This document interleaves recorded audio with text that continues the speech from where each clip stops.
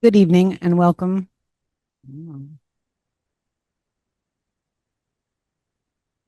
to the HUUSD School Board meeting for October 22nd, 2025. My name is Ashley Woods and I am the board chair. Welcome to everyone. We have some people here from the public. Okay, the very first thing we do is public comment. Does anyone want to say anything that's here? I'm going to come get the list.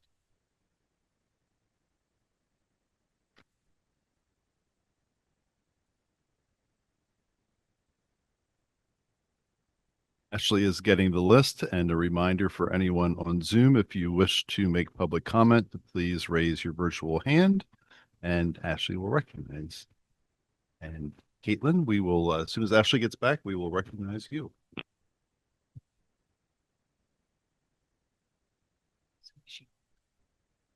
Hi, Caitlin, you can go ahead. Hold on one second.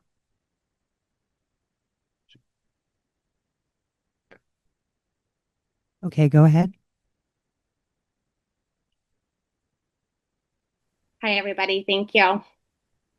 My name is Caitlin McLeod-Bluver. I'm here as a parent.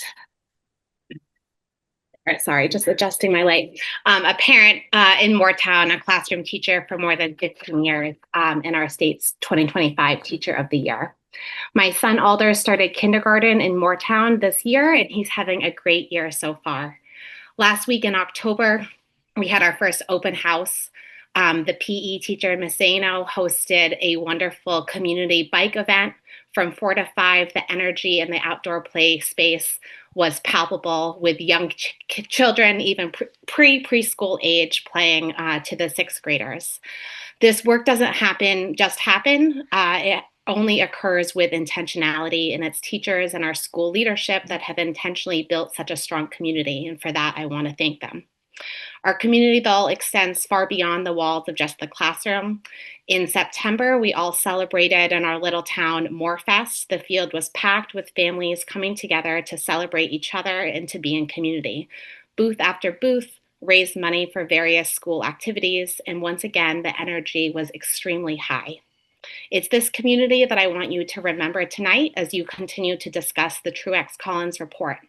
It's easy for us to have discussions focused on specific line items and budget numbers. And I encourage you, while you're having these conversations, to not lose sight of our greater mission. We are serving students, and we must prioritize what is best for them and best for our community. I am not naive to the unfortunate reality that school boards across our state are in right now, trying to plan for a future that is unknown, trying to make sure our students have safe and up-to-date buildings while there is no construction funds allocated in Act 73. I appreciate the work that you're doing, and while you discuss this report, please remember that Truex Collins specializes in designing school buildings, and it is your job as our school board to think about what is best for our school community. It is a community that our students need, and it is a community where our students learn from. Thank you for all the work that you're doing. Thank you, Caitlin. We appreciate your comments.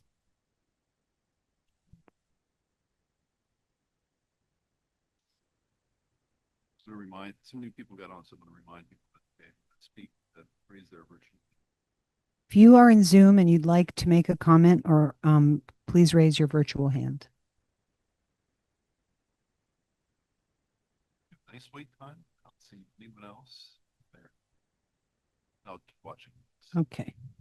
That is it for public comment for now. So we'll move on to our next agenda item, which is approving the agenda. Do I have a motion to do that? Bobby, do I have a second? Emily, all those in favor? Aye. Okay. First are some superintendent report. Leadership report is self-explanatory. It basically just laid out what we're doing here tonight, so we won't go over that. But Dr. Mike had a written report this week. If anyone has any questions, he's available.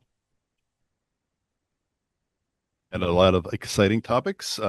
First of which is October 1 is the date that we freeze in time and take a look at our student enrollment. Our team, our IT team of people who work on this, Shannon Wisdom in my office, but also I don't think I have noted him before, but I warned Curtis I would call him out. Curtis also is one of our people who works on the student enrollment report and goes through with a fine-tooth comb with information that is pulled that's been requested by this board and previous boards. And I did make note in my report that we have we've experienced as a state a declining enrollment, and I've shared some information about Vermont having one of the lowest birth rates. It was a little over 5,000 births across the state in 2023. This has been an ongoing trend. It's something that we've all discussed. It's something that's being discussed by the legislature. And post during the pandemic, the school district was before I arrived, but the school district saw a surge of enrollment due to a lot of people moving to beautiful area where we all live. And that increase in influx of people offset that decline for some time. I started in July 2022, and for the last 3 years, we've seen somewhat steady growth. But last year, if you recall, one of the changes we made is we had a decline in our student count at Waitsfield for pre-K 3 and 4. So we, at least for this year, closed that class and encouraged those parents to take their children elsewhere. But we are seeing that trend play out, and looking at data, it looks like we are back into that period of decline due to many different reasons. Most of which is, number one, we have seen a decline in the birth rate, but coupled with that is the fact that something else that's been discussed in Waterbury, Duxbury, in the Valley is there is not a lot of construction challenges with affordable housing. And when you look at a lot of our residents in the Valley, we have a lot of second homeowners who have their home for vacation and not for living here permanently with their children. So for all those reasons, we are starting to see that, but it's a very real piece. Lisa, in her annual report, projected the numbers very accurately. So in her next professional life, she may be an enrollment specialist. But also the data received. I know some people had questions. We receive every year, and I share a report from the New England School Association that reaches out every year. We share our data, and then they produce projections for enrollment in the coming years. That happens every year. We just shared that data, maybe 3 weeks ago, 4 weeks ago. So we should be getting that report back soon as well. It's something we track, but I think it's important to have continue to consider these issues and have conversations about this moving forward. Lisa and I, as we were reviewing the data in my report, Lisa started pulling together some additional data. So we anticipate sharing, kind of taking a little bit of a deeper dive at the next meeting, really focused on those early grades. The numbers with pre-K can be somewhat challenging because with pre-K, it's related to Vermont Act 166, which provides funding for students for a certain number of hours a week. So the students who attend our pre-K programs are not full-time. They attend the equivalent of about 2 school days a week. It's a little different arrangement at Warren. Warren does half days and has a private provider for daycare the other half. So we also, with Act 166, residents from other school districts can take advantage of the classes we have in our school. And some of our students also attend private pre-K in the Waterbury area and in the Valley. So all kinds of options, but I think it's important that we start diving a little deeper into the enrollment, particularly as we talk about buildings, facilities, and also talk about budgets and what the future holds for our schools. So that's a long introduction. We'll come back to more next week. I also included some information on Vermont Farm to School celebration, which will be held this year at Harwood. It was held here. There was a special celebration held my first year in 2022 when Senator Leahy retired. He was a pivotal force in not only farm to school, but organic farming standards in the United States. So we were asked that year to have a special presentation, special luncheon for Senator Leahy and his wife. So This will be another example. Talk a little bit more about our Educators of the Year, our continued decline in numbers related to restraint and seclusion, and also a little bit about preparations already for the school calendar for next year. So happy to take questions on any of those topics or anything else. Any questions for Dr. Mike? And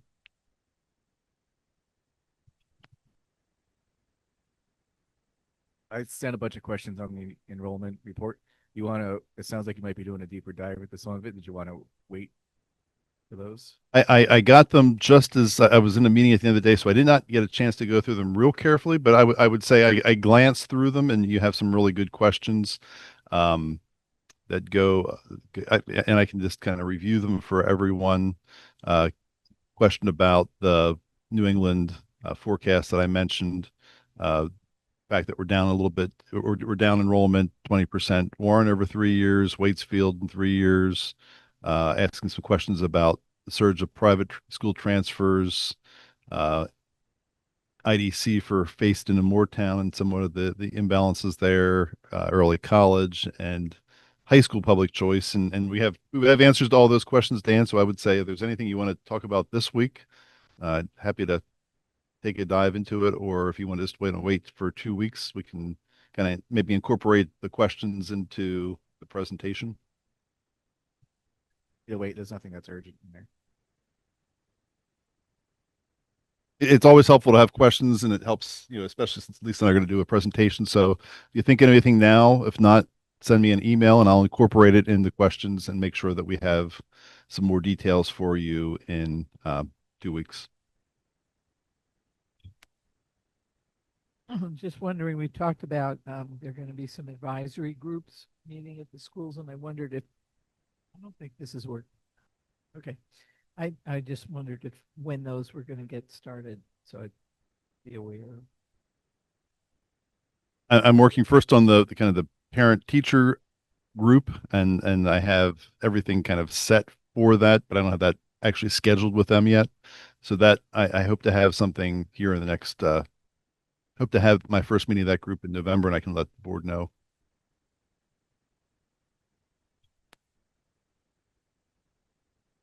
Anybody else? Okay. Moving on for board reports, I think we have a update from Steve.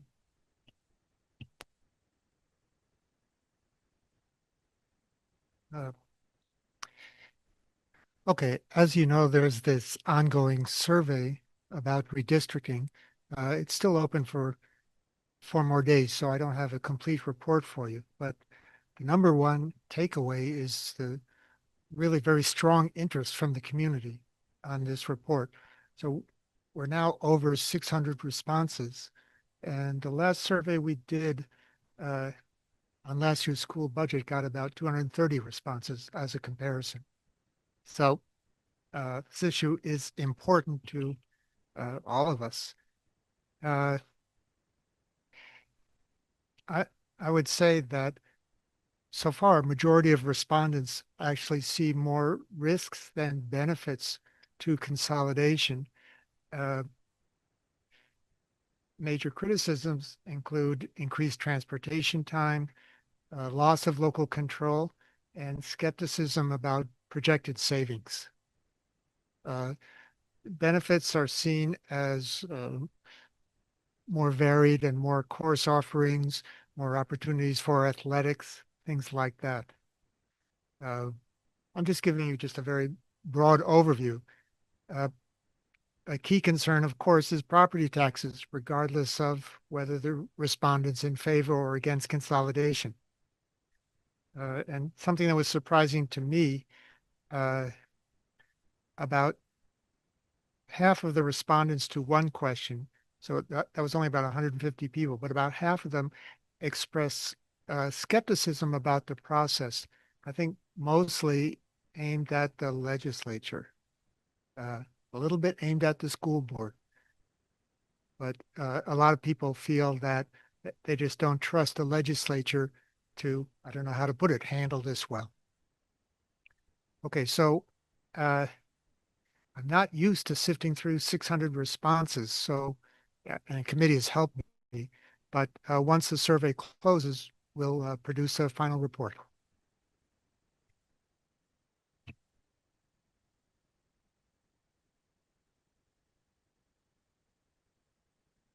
Going through my survey questions, and there were a lot of parents and who had responded to the survey. And then I asked at home, and my husband was unaware of the survey. I mean, and so I'm wondering what we're doing, or should we be doing more to reach more community members? That's a perennial issue for the Public Outreach Committee. We did try to get something in each front porch forum for the district. Waterbury Roundabout has reported about it. The Valley Reporter, I think the issue coming out today should have it. And honestly, I don't know what else to do. But there have been 600 responses, which is tremendous. I mean, we can always, yeah, that when we can push it, we are trying to push it out. But that is, I mean, that's in 9 days, I think, 10 days. It's amazing. Any questions for Steve? Thank you, Steve.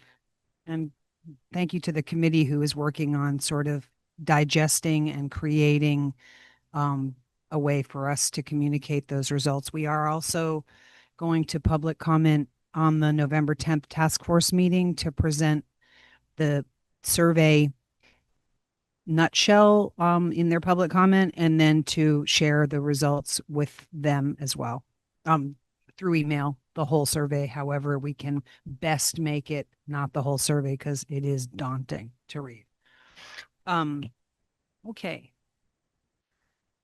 The next thing is just a brief announcement. Mike Bishop, who's been on the board since 1922 or 2022, not 1922, 2022, has resigned, leaving a vacancy. He was in another person's vacancy, so the term actually ends. What is the deal here? Wait, is it right on?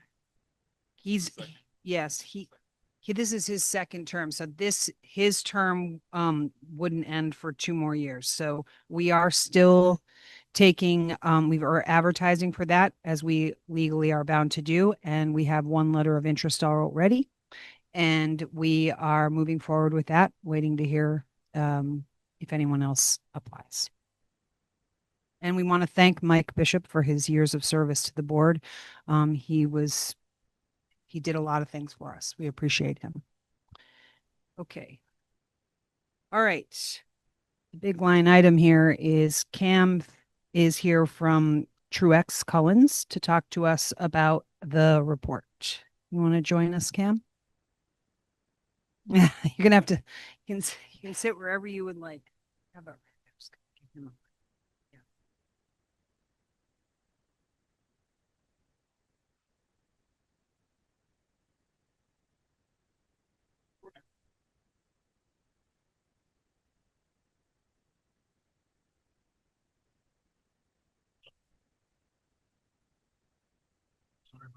Sorry about that. Okay. Greetings. I'm here today to report out the results of our facility evaluation survey of the existing schools of the Harwood Union School District. Just give it a moment for the slides to come back up.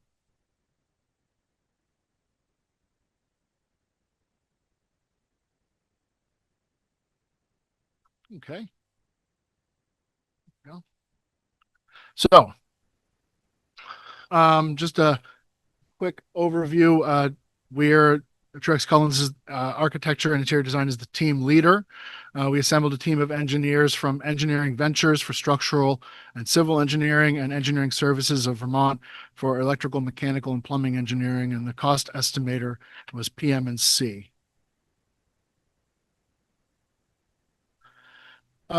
So what have we done to date? We've met with the facility director. We've done an initial walkthrough of the facilities. We've visited the sites with our engineering teams. We've conducted site visits. We've created a report of buildings and site systems with recommendations for modernization and associated costs.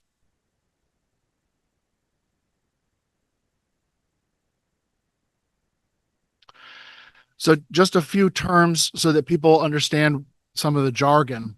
Um, we we use a prioritization system in when we find an issue to sort of help distill like how urgent is this.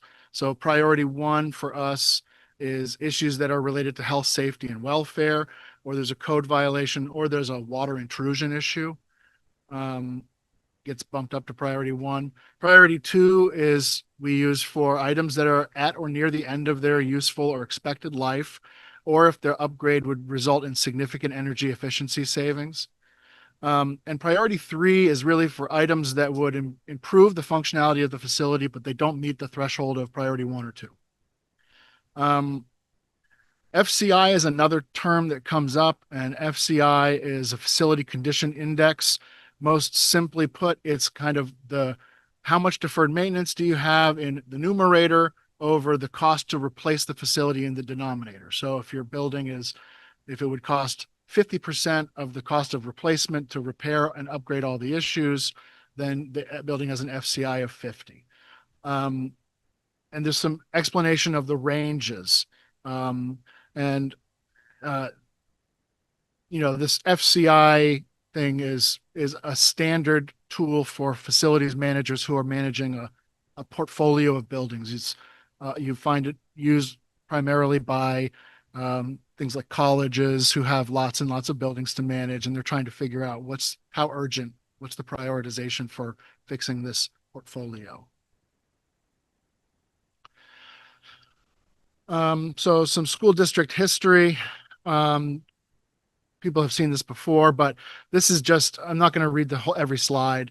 This just shows sort of the basics. What's the organization of the school? What's the cohort? How many students? How big is the building? What's the space use intensity? How large is the site? When was it built or modified or added onto? And how many years since the last major addition or renovation?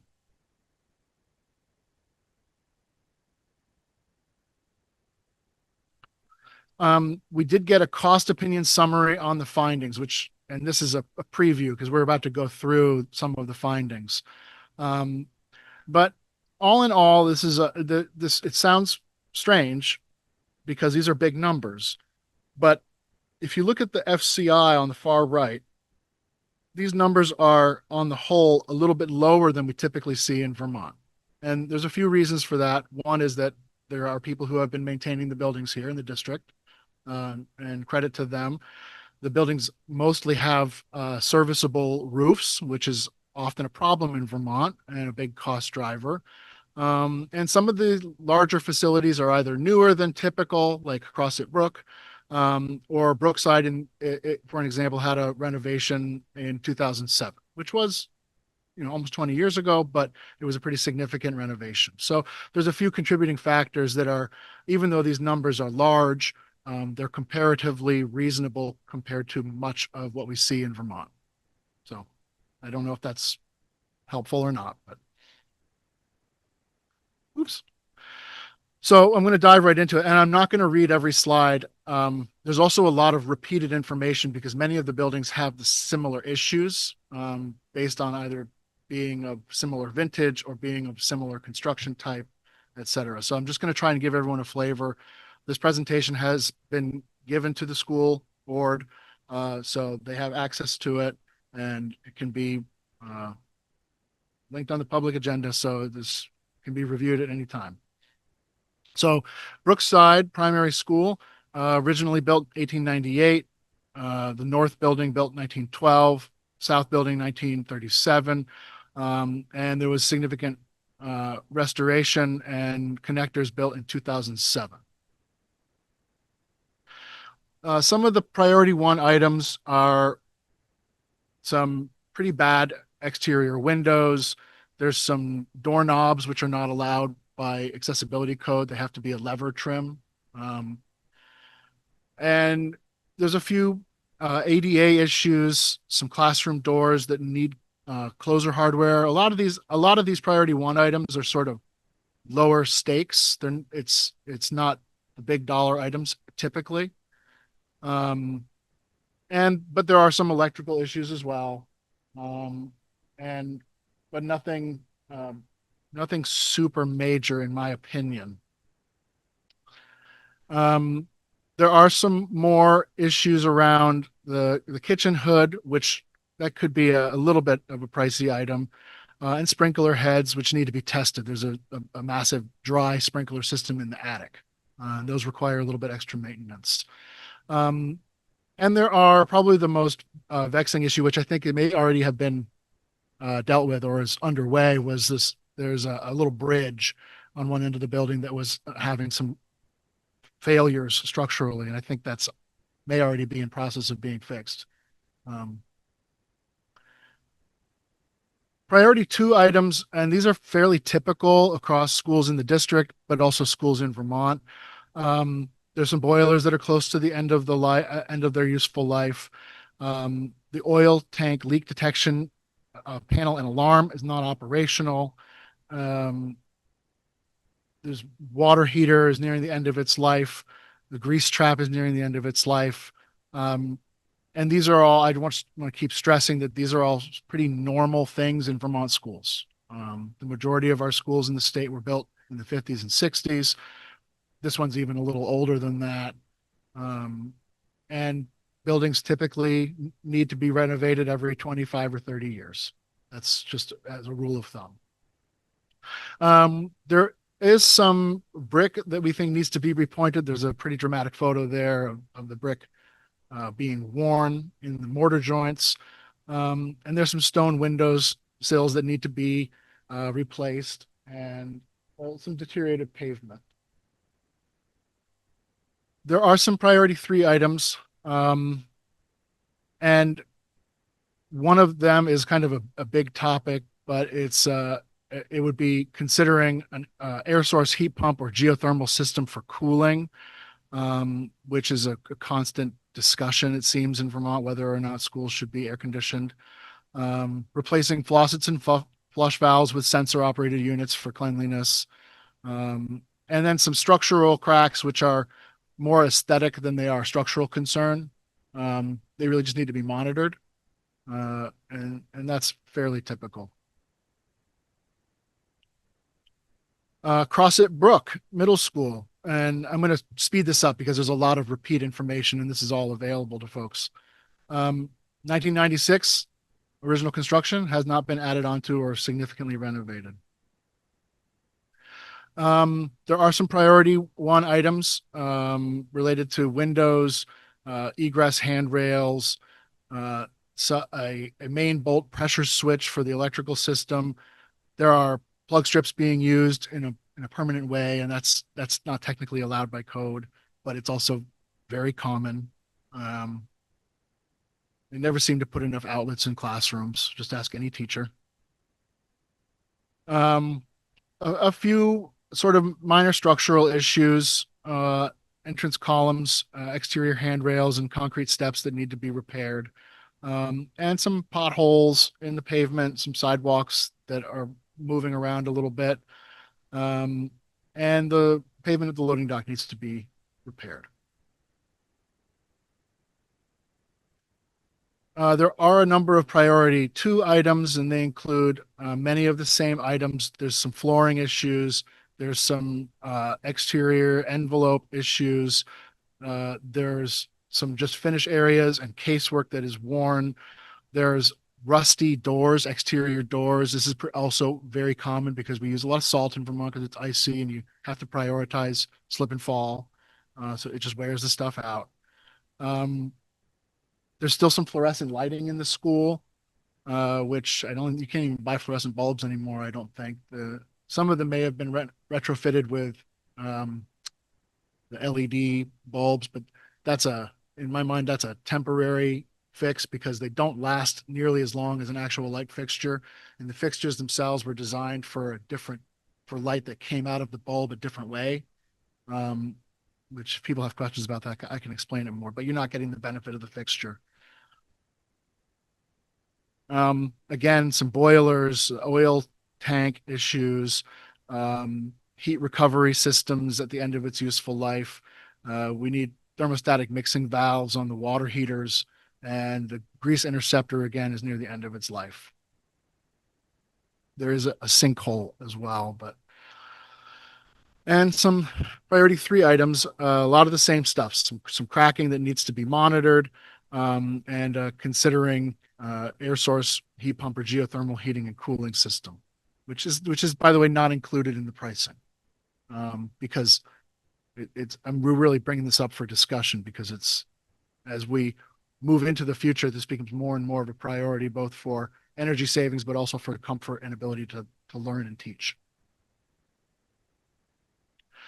Fayston, originally built 1962, some classroom additions in 1972 and 1980, some support spaces added in 1984. In 1992, added main entry, main office, gym, kitchen, art room addition, and in 2005, another classroom addition. A lot of additions for this little school. I was amazed when I saw it. Some of the same issues: exterior windows, door closers needed, wall padding at the gym is needed. Similar structural issues at the entrance with the columns, again, rusting. Roof framing needs some attention. Although I need to check back with the structural engineer on how urgent that is, to be honest. And there's a wooden wall that's eroding and falling. We say here it's unstable, and you could probably stand near it, but when it goes, it's just going to go. There are some electrical issues. Again, these are very common. There's a fire alarm company system that it no longer manufactures parts for the system, so that we also run into that kind of obsolescence issues in some of these schools. Again, the kitchen hood is not UL listed, and the sprinklers need to be inspected and tested. A lot of the same architectural issues in priority 2: the envelope, the exterior walls, exterior wooden door frames are rotted. Exterior aluminum windows are nearing the end of their useful life. There is, if anyone is curious what EIFS is, that's a finished product. It stands for, I think, exterior insulated foam system, or finish system, exterior insulated finish system. So but it's damaged.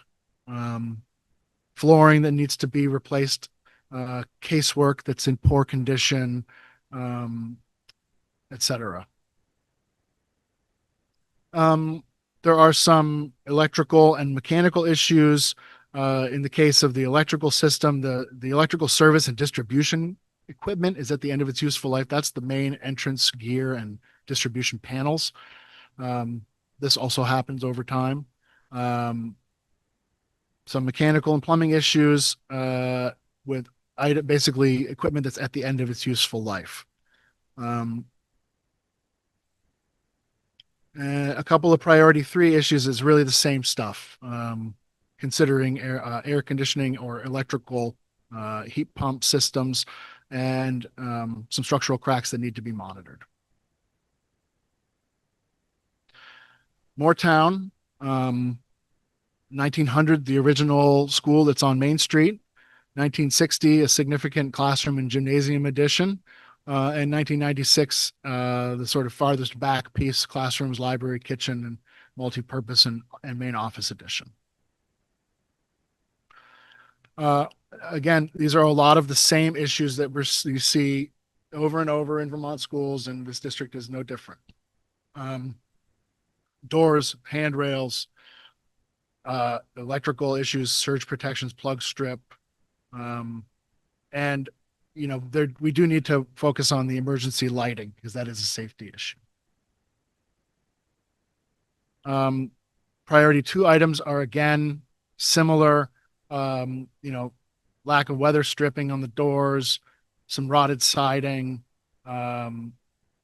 flooring that's failing or is cracked and separating at the joints. Although I have to say, this building has a lot of really nice new floors. The building actually presents very well, in my opinion. And I had never been in the building, so when I visited for the site visit, I was like, "This is a beautiful little school."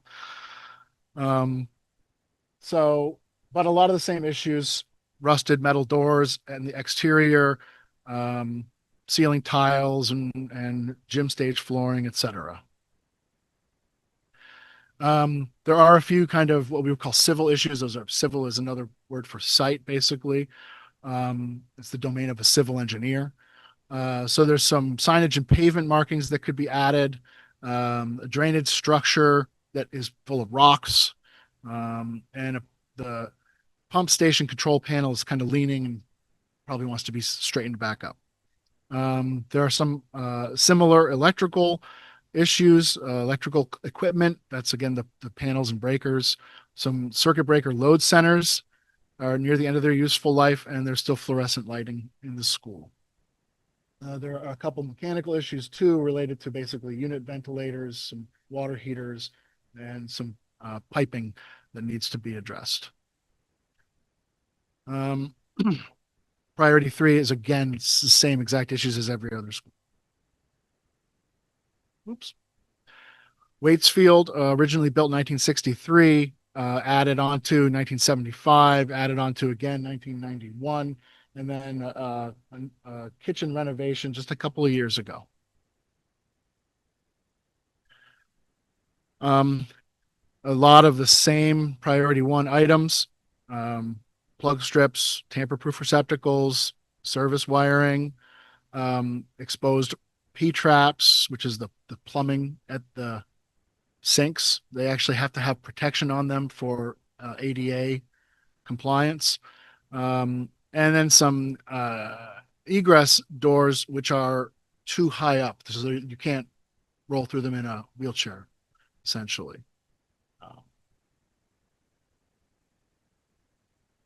Similar mechanical plumbing issues to other schools, need to test and inspect the sprinkler heads, and there's some oil tank leak detection issues. There is a culvert on this property that is partially covered and we're seeing some erosion. Priority 2 items are again the same as pretty much every other school and every school in the district. Exterior envelope issues generally, some flooring that should be replaced, some ceiling tiles that are damaged. The original classroom casework from 1963 is still present in some locations. It's very tired. And in this case, electrical circuit panel boards are nearing the end of their expected life. It's not uncommon for these schools that were built in the 60s to still have the original electrical equipment in them, because they had to build the electrical entrance for that first building that was constructed. And so that equipment is often 50, 60 years old. And as a general rule for folks to think about, copper and cast iron systems, which is your cabling and your piping, has about a 50-year expected service life. It can last longer, but it's tough to expect it to last longer.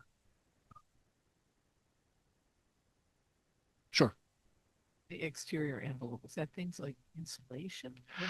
Yeah, it is. I mean, it can also be in the case of this school, there's no air barrier system. It doesn't meet the energy code. There's, you're just reading from the list, there's displaced mortar joints. The doors and frames are rusted at the base. The wooden entry doors are in poor condition. There's some exterior wood posts and trim that are damaged.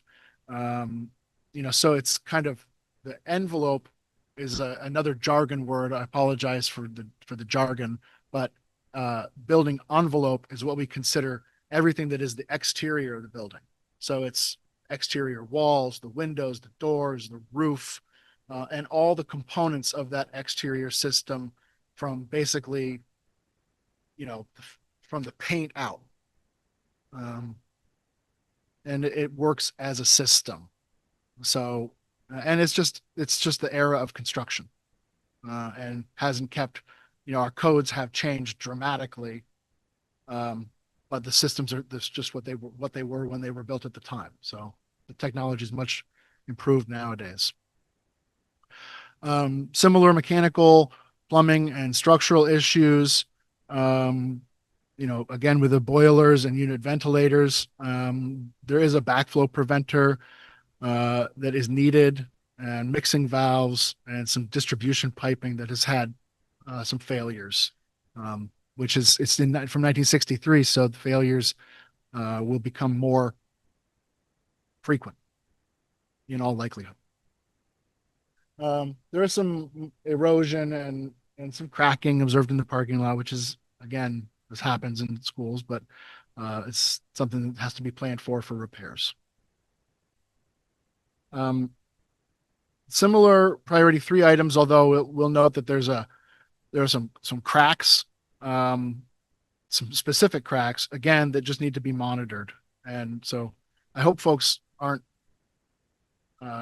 alarmed by that, because we find cracks in the walls in every masonry school in Vermont, and there have yet been only 1 or 2 instances where there was a concern. Yeah, you're monitoring them for them widening out, or particularly for displacement. That's the real concern. So if you see a crack in a wall or in a floor, but the crack is narrow, and it's not, one piece is not like in front of the other, then it's probably an aesthetic concern. Warren Elementary School, 1971, original construction by Bob Burley. I got to say, I worked on the renovation, and I love this building from a diagrammatic standpoint. But that's an aside. 1980 was partially renovated. There was a dormer classroom addition done in 1997. Stage was added onto in 2004, and then a significant exterior envelope renovation with some limited interiors and mechanical electrical stuff in 2017. Some of the same priority 1 items. Doors without doorknobs, exposed plumbing traps again. A couple of minor accessibility issues. This is one where the crack in the underside of the first floor plate slab did rise to the level of concern that we made it a priority 1. So that probably needs some follow-up. And there's no diversional swale uphill of the disposal area for the sewer system. So the sewer system is, what they want to do is they want to guide the surface water away from it. So that's a small maintenance item, really. There are a few electrical items. Kind of the most interesting one is this fire pump and its location. It's currently a legally occupied building, and it's been checked by the inspector, so it hasn't been flagged as an issue. But if there was a significant renovation in that area, it could get flagged again. So right now, not a problem. In the future, could be a problem. And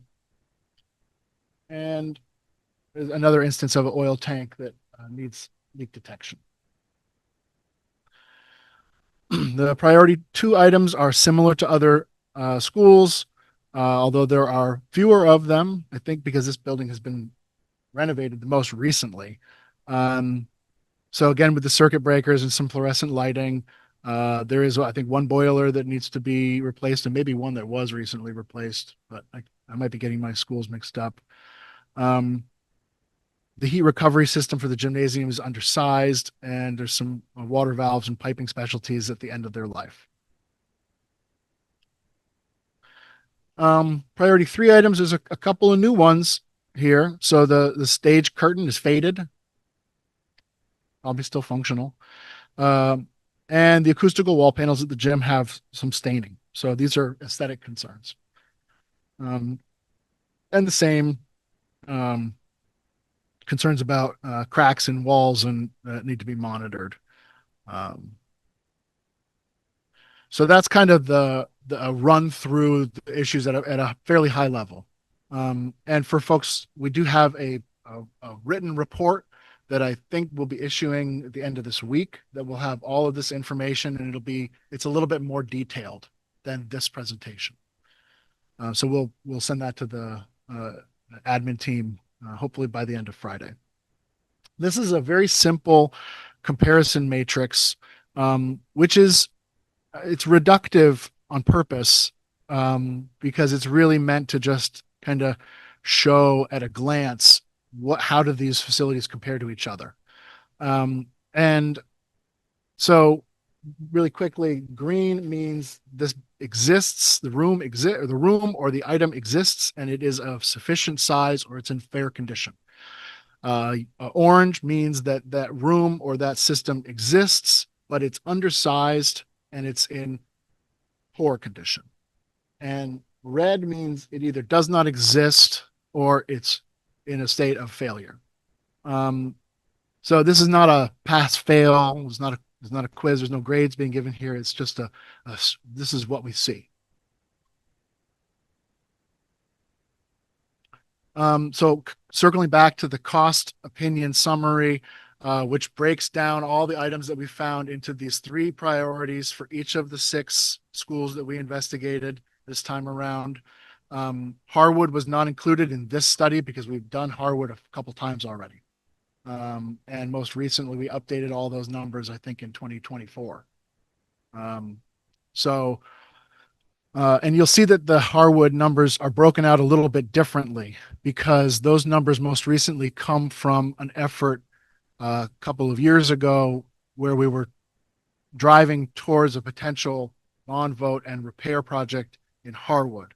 So one of the next steps, I'm not sure if this is I'll get there, I guess. So the APPA stands for the Association of Physical Plant Administrators, and they issue recommendations for the budgeting of maintenance and repairs and renewal. And so we got this information from the Agency of Education in Vermont because they were looking at what should a reasonable maintenance budget be for a school in order to keep it updated so that we don't have, I mean, right now the whole state is facing, I think the state survey from 2022 or 2023 found $7.3 billion with a B in deferred maintenance statewide. And so the whole state is kind of in a hole from generally widespread lack of investment over decades. So that's kind of the context.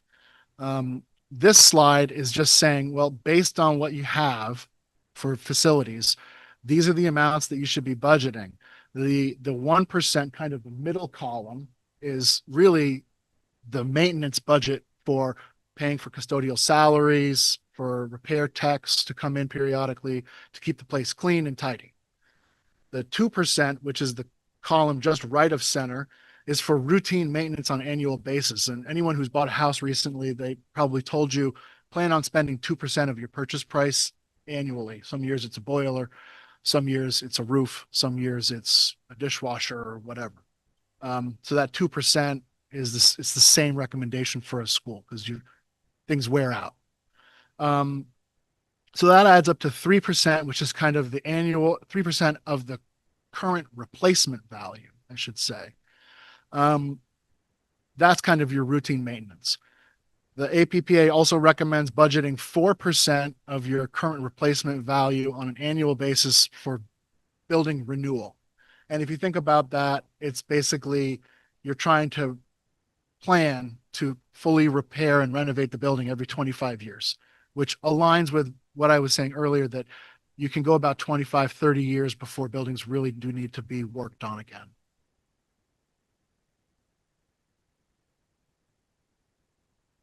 Let's see, we're getting close to the end, folks. So the recommended next steps, and we've started to do some of these, just FYI, is to review the priorities 1, 2, and 3 for alignment. And what that means is, this is our rubric. And sometimes, educators, community members, people in the know, facility managers, they may see that, well, you've had that item in priority 2, but to us, that's really a priority 1 item. Or there's some implication that maybe we're not aware of in the district, or some long-standing conversation that's been going on, or a gripe. And so we often will find that we get into those conversations and sometimes the prioritization changes. And sometimes the prioritization gets thrown out and we pick a new system of, well, we have to do this. This is a deal breaker. And these are the needs and the wants. And sometimes it gets reshuffled that way. So, but that takes conversations, and it actually takes some time and some back and forth, because there's a lot of items and we try to break it down so it's digestible. But we really have to go through it with people so that there's agreement on what is the priority, with you all, not just what we say. We would recommend updating the deferred maintenance component of the cost models that was developed in the previous phase, just to see how does this, because to be candid, the numbers that we are finding here for deferred maintenance are lower than we had assumed. We were using APPA recommended assumptions for deferred maintenance based on the age of the building and their size and how they were built. But the actual findings are lower than we had initially assumed. So that'll have an impact on how those reorganization schemes all stack up against each other. And we have started doing that, but we're just not at a point where we can share. We need to vet those numbers and review them internally before we publicize them. And then consider the costs and benefits of pursuing the next phase of master planning, which would be going and seeing so for this option, you're going to end up with these schools in the mix. What does that actually mean? Can we add, if the school needs an addition for that new cohort, where would it go? Can it fit?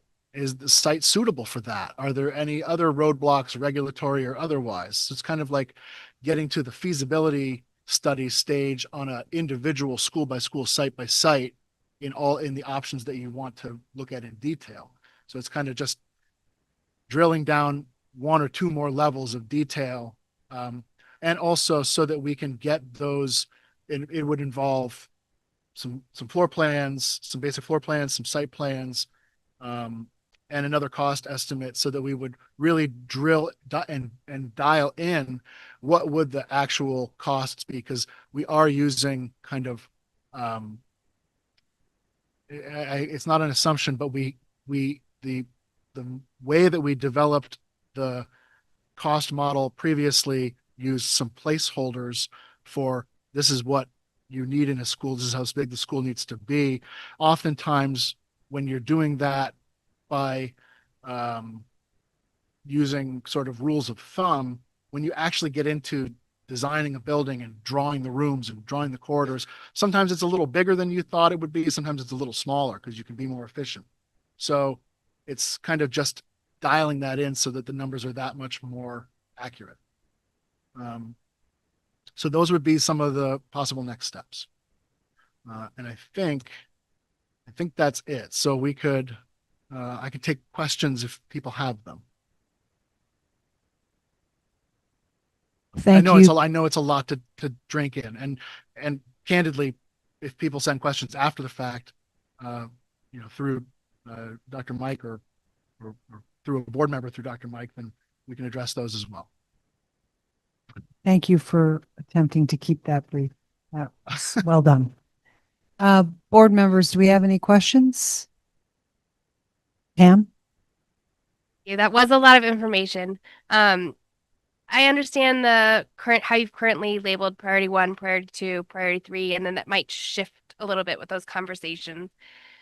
But if we were to have a magic money fairy come deliver us everything we needed to fund this, what's the timing? Like priority 1, does that mean you think it relates to health, safety, welfare, code? Are those things that need to be updated yesterday? Are they things that we need to update this year? Like what's the timing of some of that? That's a great question. And I'll do you one better. So yes, sometimes those priority one items they should be addressed because it's a safety issue. Sometimes an issue can be deemed related to health, safety, and welfare, but it's more of a code issue that relates to those things. So an example might be, I'm having trouble thinking of one off the top of my head, but there are both items that should be addressed sooner than you can pull together a project and items that can wait for a project. And related to that, part of the dialogue around the priorities is also identifying which items should really be pulled out and not grouped into a project, right? Like some items are going to fit well together as a project, and then you plan for that renovation. And then other items you can either wait for, like, it might be the parking lot. You might be able to do that in one of your annual budgets, and it doesn't have to be part of a project. But if you're going to be doing, mechanical and electrical and plumbing work above the ceilings, then you probably want to do all that at once because you don't want to go in and peck away at something when it's that invasive because the ceiling's and you want to do lighting with that because the lighting's all going to come down when the ceilings come down. So there are kind of, in some cases, natural groupings of things. And so part of that process is both identifying which things need to be dealt with sooner rather than later, which things can be grouped up, and which things can be dealt with on the side. Because nobody does all of the issue. We've never had a project where every single issue was done in one fell swoop. It's not practical. It hasn't happened yet. Does that answer the question? So if I understand what you're saying, though, it sounds like projects could end up resulting in fixing priority one, priority two, and priority three things at the same time because they all make sense to go together because it could be ceiling tiles and light fixtures and not just going through check mark priority one, priority one, priority one. It's true. Usually some things from all the priorities get scooped up together and some things from all the priorities get pulled to the side and dealt with discreetly. And I would just add that if it's a more immediate health and safety issue, that's one of the reasons why when Lisa and I started, we worked with Ray to develop a yearly capital maintenance list. So those more urgent items are identified on that list. One of the challenges, though, with decades of deferred maintenance, and we are, as Cam pointed out, in much better shape than some of our fellow school districts across the state. One of the challenges is that there are items that come up that we are not aware. There were a lot of questions with the assessment this summer. We had some principals with questions about what was evaluated. The architects, engineers, and other professionals went through the building and they identified what they saw to come up with this list in the facility condition index. And when they did that, they were looking for the immediate items from their expertise that are in dire need of replacement. It does not mean it was not created to be a punch list of work to be done this coming summer, or the next 2 or 3 years. It was something to be addressed that these are outstanding issues that need to be corrected in order to maintain good buildings that are safe for students and staff. So that's one of the other pieces. But as we've seen other items come up, the Brookside roof was a perfect example. That was on the capital maintenance list for next summer for the north building, and the rains, and even though it was not sustained rains for days and days, the rains we had pulled that up as an immediate issue that had to be corrected. We've had multiple issues since Lisa and I have been here in this building, so that's something that we monitor, that Ray monitors, but our expertise in those systems is more limited than when we bring through people like we did this summer. Yeah, for folks' consideration, I would just add that, this is a snapshot in time of when we were here visiting these schools between, I think, the end of June and early July. And there have been issues that we talked about that we found then and that have already been corrected. And there may have been issues that have cropped up since then. And the real value of this work is that it can be transferred into that capital improvement plan. They can be added to it. Some items can be pulled out and grouped up into a project. But now you have a better, more comprehensive sense of what all the needs are going to be in your buildings for the future. So it's just information right now.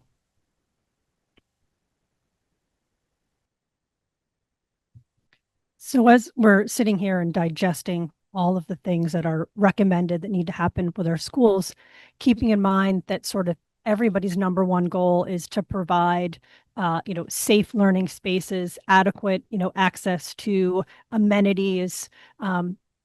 Have we done anything as a district to also not only take in the information of the recommendations from HUUSD Collins, but staff that are in the building, the different educators, the support staff, of looking at what are these priorities that have been recommended of how they're going to fit in, and what of these priorities might actually be affecting their ability to feel like they're providing a good learning environment, accessibility, et cetera, for the students, because I think that is just as important as making sure that the oil tanks are replaced, that the heating systems are replaced when it's important. But have we done anything to also find out, okay, here's this recommendation of all of the things. Now, how is this directly affecting the communities within each school? I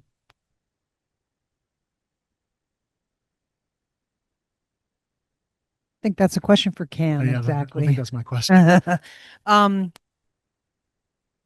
No, the report is new. So that's a great point that I guess what I'm getting from what you're saying is that we should be asking teachers and people in those buildings how these different problems are actually affecting them and what are their priorities. Yeah, I mean, that's what I'm thinking about sitting here, because I know that a lot of people in the community are concerned seeing what these large numbers are, thinking about what taxes could end up, being and changing. But there's also that important factor of how are these problems affecting the students that are in our schools. And I think that is going to be something that is going to be very important to think about going forward. Looking at this as not just being the numbers, but how is this affecting our students? I would say that's probably more appropriate for me as a question, but I would say that, first of all, our principals do an exceptional job of working with staff and bringing those issues to Ray, to Lisa, to myself, that of that quality of instruction questions. A lot of the pieces in this report really are the behind the scenes types of work that indirectly impact teachers. If you have a leaking roof and it's coming into your classroom, that's going to obviously impact you. But a lot of what we're looking at here are those behind the scenes kinds of renovations. We've talked about a bond for this building, and when you would look at a full scale renovation of building, it's different than what we're talking about as the more urgent need. When you look at a full scale renovation, this is one of the first pieces, and then there's various different pieces. If the board were to say, look, we want to renovate, do a more detailed renovation, a more upscale renovation of Moortown, then we would go back to the architects. They would take a look at what that schematic design looks like conceptually. There would be a lot of back and forth with the principal, with the teachers, through a very extensive process before any kind of full scale renovation would take place. But really, and Cam, you can correct me if I'm wrong, but really what we're looking at in this issue with some priority 3 areas for some enhancements, we're really looking at fixing the buildings.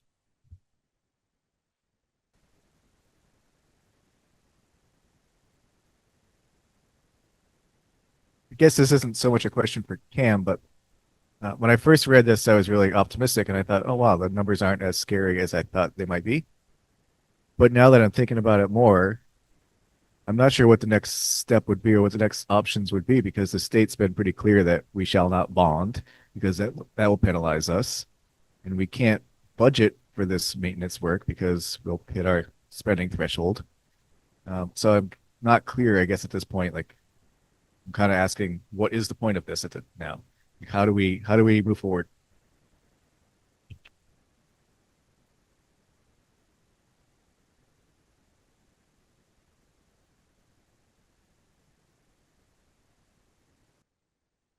Lisa, Ray, and I have done a lot of discussion with this, and we think the board, we've talked about in general with our goals that we can't wait for the state. Uh, it could be years before there's any kind of resolution with the kinds of discussions they're talking about. We are looking in some cases at some pending issues that could be health and safety. So, our recommendation to the board is to really digest the study, take a look at what priorities are, work through we have a building committee that can really take some time to look at uh, the details of what is needed, come up with a priority list. And I do think, unless we want to be in a position where we see some critical failures in buildings, I do think we need to take this extremely seriously and come up with a list. Uh, and this, speaking very frankly, in past years, the bond that was up for a vote right before I came, a couple of months before I came, that failed. In that bond, there was discussions of consolidation, and that in my superintendent initial questions and initial interviews with community members when I started, there were multiple reasons for why that bond failed. And consolidation played a role in it. A second gym played a role. The timing of COVID played a second role. Moving middle school kids to Crossett Brook played a solid role. And I do think we need to look at this with those issues aside and say we need to fix our buildings. We need to have functional buildings. We have panels in this building. We had a panel go out. Fortunately, there was a redundancy in it that was original to 1966. We need to look at our building and do those baseline priority 1 and priority 2 repairs if we want to be good stewards of what's been entrusted to us in the year 2025. So I think we need to find a way. We need to talk to our community. We need to say, here are the priorities. Here's the report from the people who come through who do this work all the time. We're not talking about, in this case, we're not talking about while there may be ramifications, I think, for the work from the state, I believe we just need to focus on what is the needs of the buildings to keep them functioning well for our students today and in the next 10 years.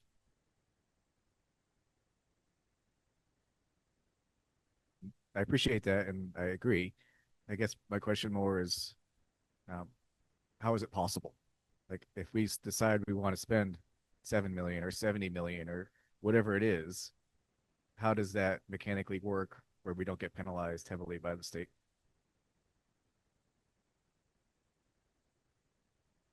And that's why too, I think our public outreach committee is important, and the work we're doing to lobby for what our needs are for buildings is critical. I know the reason for the state and putting in that excess spend, applying this to the excess spending threshold, because they knew they would be doing some work along the lines of Act 73, and they didn't want districts rushing out and making changes to buildings that could potentially be closed in the future. Um, I can also tell you from speaking to legislators for the last 2 years that they are aware of the critical need.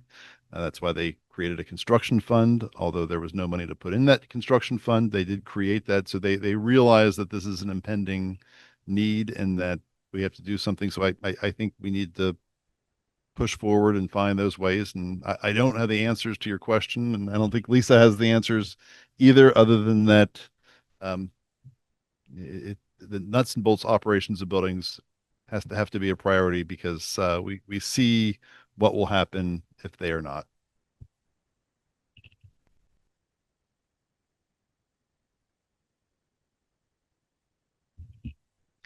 I'm trying to understand how to combine the previous report from Truax Collins with this report.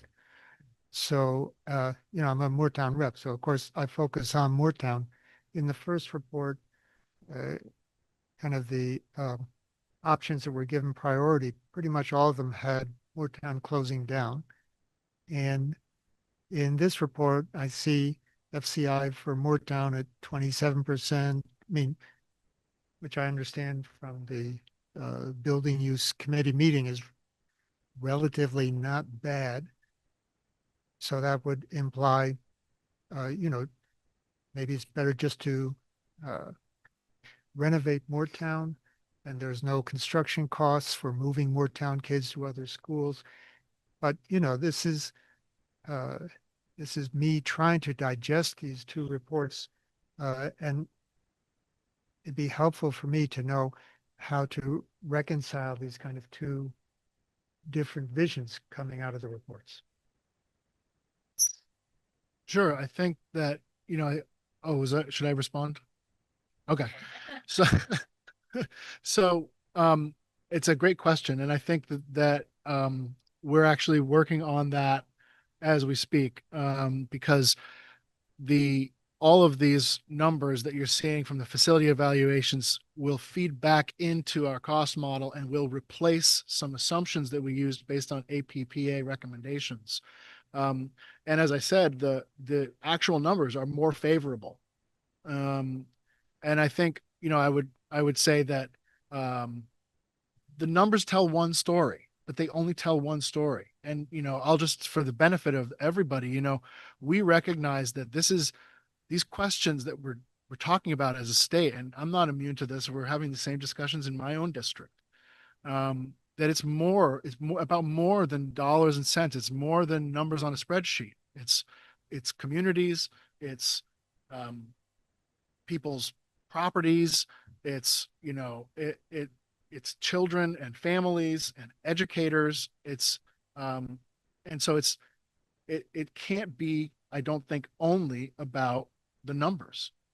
But I would just note, again, for the benefit of the group, the numbers in this district are a little bit lower than other districts. 27% is still a pretty high FCI. I think 0 to 5% is considered good, and over 30% is considered critical. The Department of the Navy, which is probably an extreme example, considers replacement at an FCI of 40. Most colleges or universities will hover somewhere around 60 or 70. If your building gets them 60 or 70 FCI, they'll say it's time to replace it completely. But that's a personal decision to a certain extent. There's no hard and fast rule that says thou shalt replace your building when it hits this number. It's more like the old car analogy. Like, at what point do you stop dumping money into your old car? Because, I could install an airbag in the steering wheel of a 62 Buick, but it's going to look real funny. And and it may not be quite as reliable as one that came out of the factory with an airbag. So, not to speak in metaphor, but I think these are complex questions that really deserve a lot of time and a lot of thought. And I don't have a good rubric for how to account for the community and cultural value. I'm an architect, so I know about buildings, and I can quantify costs, and I can look at, how long something is expected to last and things like that. But these are deeper, more broad conversations. So. Could just follow up. I'd like to thank Cam for bringing up the importance of the community element to the discussion, because that was going to be my next speech, but you gave it. So we're good. Thank you. And we don't purport to have all of the answers. We're really here not to make recommendations, but to provide data as much as we can for informed community discussions. That's our role. We do appreciate the number of community members here tonight. We don't generally get anybody, and it's a sign, like the survey, about how important our schools are to us. We see that. Thank you for coming. Do we have any more questions? We're all in the room because Jonathan is absent, so I don't even need to look in Zoom. Dan, go ahead. Last slide is about next steps. Are we supposed to discuss that at tonight's meeting, or?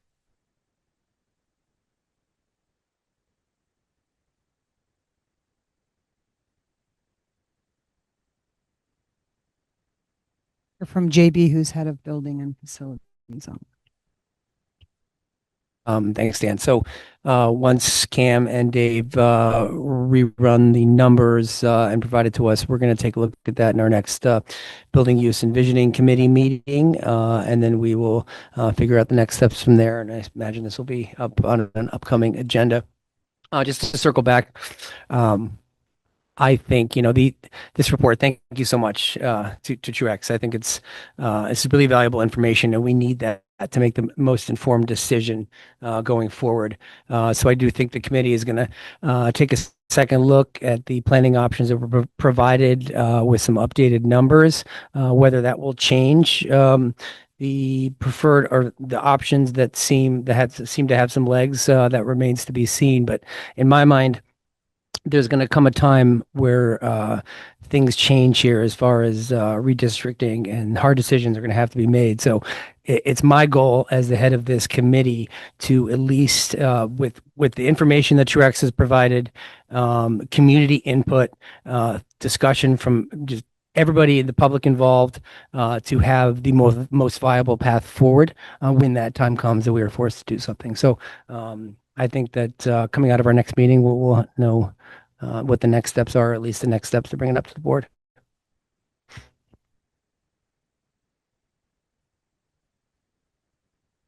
Thank you, Kim. We really appreciate you being here. Thanks for the opportunity. Okay, we are going.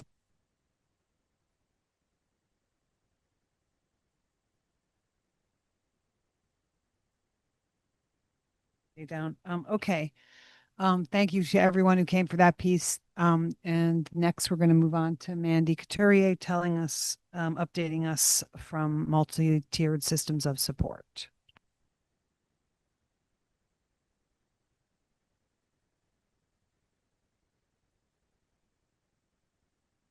It's really great. Sure, everybody wants to hear everything I have to say. Well, I told Mandy in my last school, it was always the finance director. He always came up after the big presentations, and everyone left, and he always stood and said, "Where is everyone? They don't want to hear about the numbers anymore." So Mandy is MTSS, I guess, is the yes.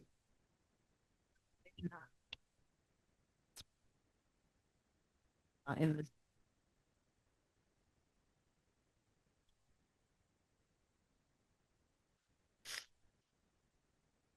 Thank you, Lisa, for helping me.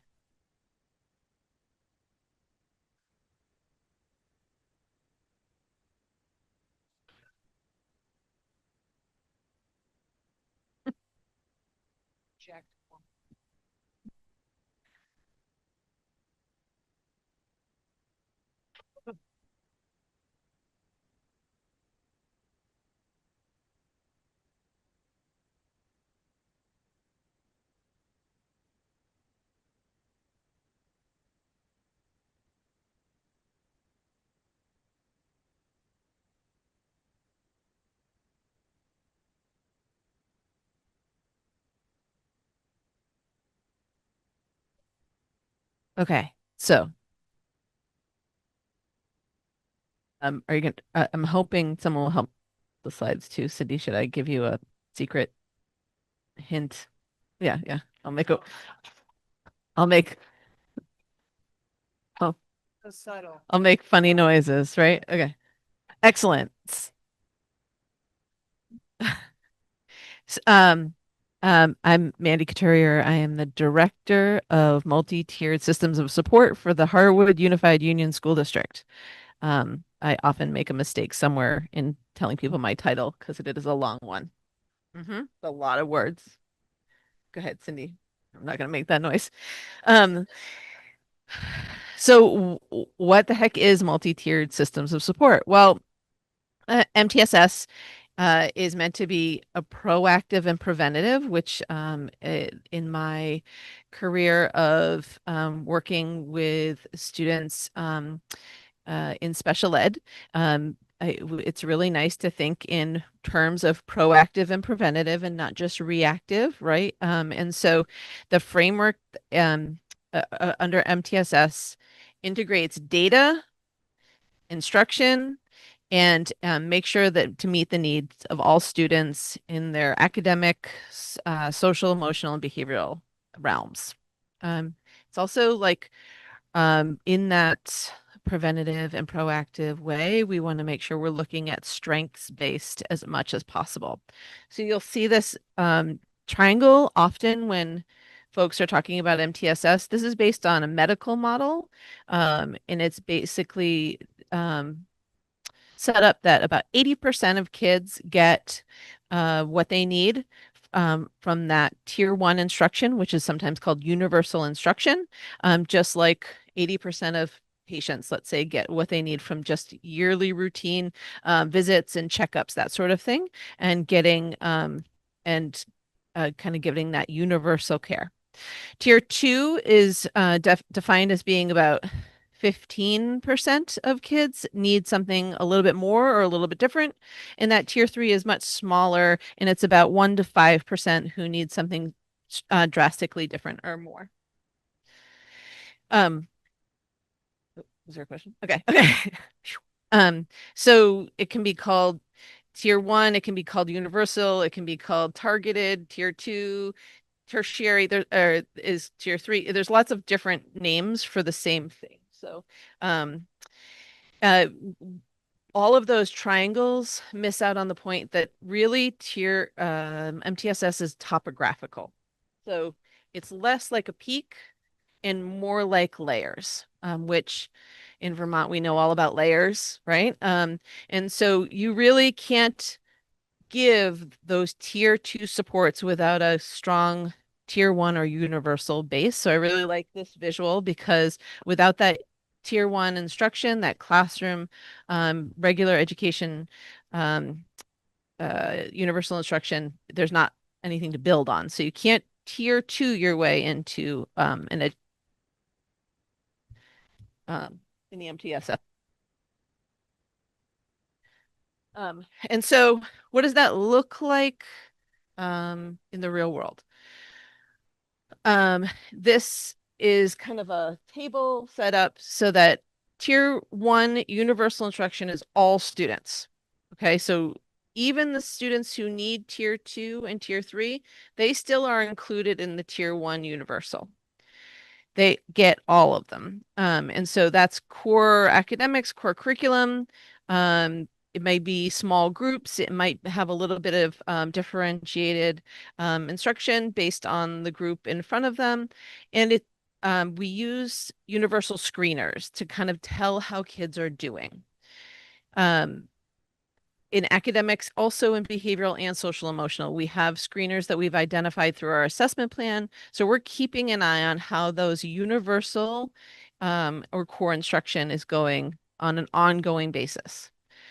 If students are identified as needing a tier two in an area, we are careful not to call any kids tier two kids. It's not a tier two kid, it's a tier two instruction. And so for some students, they need a little bit more or different than the universal. And so on top of the universal, right, it's topographical. They're going to maybe get some small group work in math or social emotional or behavioral. And we're going to monitor the progress of that targeted instruction on a regular basis to see if it's working, right? So every 2 to 3 weeks usually, or depending on if students are getting their tier two instruction twice a week, it might be a little bit longer, or every other day, depending on the school. It looks slightly different. But tier two instruction, that's kind of a window in. And then tier three instruction is the most intensive. It's only for a few students. It's often like one-on-one instruction. It's very specialized. Tier three does not equal special ed. It's not the same, but oftentimes special ed or specialized instruction falls in that tier three category. So it might be individual behavior plans, individual therapy. Those are all examples of tier three instruction.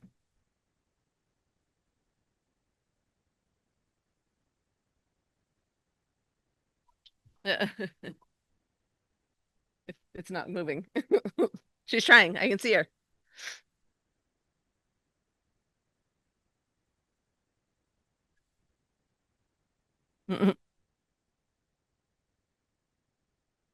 So, since taking this job, I've found that I had like really grand ideas for quick and easy kind of projects, and nothing about MTSS is quick or easy. So I'm just going to put that out there because it is systemic and therefore takes a lot of work, a lot of planning, and a lot of time to implement. One of the things that I do as part of my job, and I just wanted to share it with you, is I write a newsletter. I used to write it more collaboratively with a committee, and now it's mostly just me. So if you see a typo, it's all me. And it's called Dress and Layers because I like a good pun. And really is about how we layer on instruction. I try to include information so that it makes sense to teachers, and that they can be encouraged that they're doing lots of the right things as they navigate through their day. And Katie Novak always likens MTSS to dental work. And she does a better job of explaining it than I will, so I'll share that link with you at another time. So why do we do MTSS? Well, MTSS has been around for a long time. It's not a new concept. However, it was reinvigorated under Act 173 in here in Vermont, and which was kind of billed as a different way to do special ed spending, is kind of how most people know about Act 173, but it really work to unsilo the supports that students can get. And so it wasn't just, oh, you can only get this support if you are identified as a student with a disability, but more actually, we actually care how all the students are doing. And so, like I said, this is not a new idea. This has been happening in this district all the years I've worked here. It's just become more formalized and more defined, I guess is what I will say.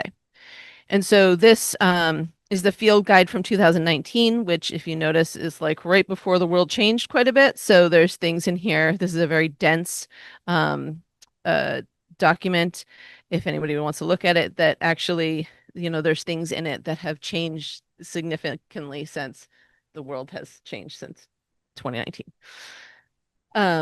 But the goals are still the same, that we're proactively providing appropriate supports so that all students can succeed. Okay, I kind of talked about this. It's not a new idea, but more of an evolution, and making sure that kids are getting what they need. And I kind of included a topographical kind of steps here to reinforce my point here. So one of the key core tenets of MTSS is it's really for all students. So every student in the HUUSD participates in MTSS. Does that mean every student has a tier 2 or a tier 3 support? No. However, because it is a system that we all work within, students all benefit from it. So it is possible benefits are that improves core instruction or education for all students. We're making sure that universal level is as robust and consistent as possible. There's a fluidity that is inherent that makes sure that there's access to support. One of the things that we did a few years ago in all of the HUUSD schools is we designated a time during the school day. It's called different things. In most schools, it's called WIN, what I need. In other schools, it's called other things. But that is identified as sacred time where kids can get what they need, no matter what the student actually needs or what tier of need that they exhibit. They will get something during that time. It is not a core instruction time because what we found in older models is that students who needed more were being pulled out of the universal instruction, and therefore we were trying to intervention our way out of a problem, basically.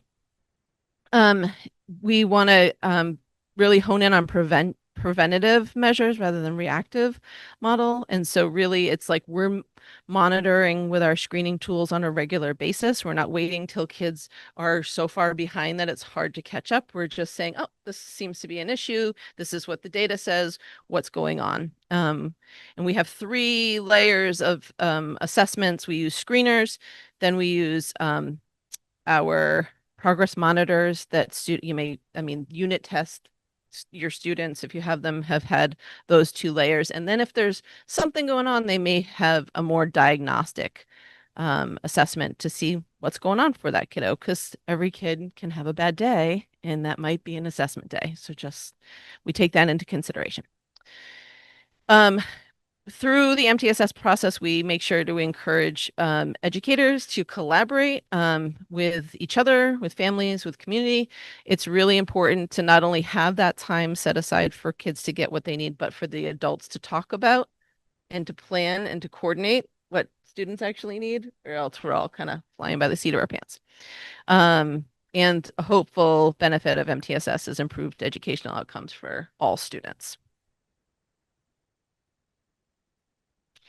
There's a couple key essential components. One I mentioned, I think I mentioned most of these, but I just like to have them separately. So screening, just like we do hearing and vision screening to make sure that we're not missing something, as a school, or as far as barriers go, we are screening students in their as part of their regular programming. We screen, in reading, in math. You probably have heard STAR 360, those kind of things. And we make sure that we are just keeping on top of things so we're not missing them. Our main goal of screening is to cast a wide net and make sure that no students are falling in the cracks. We're not missing something.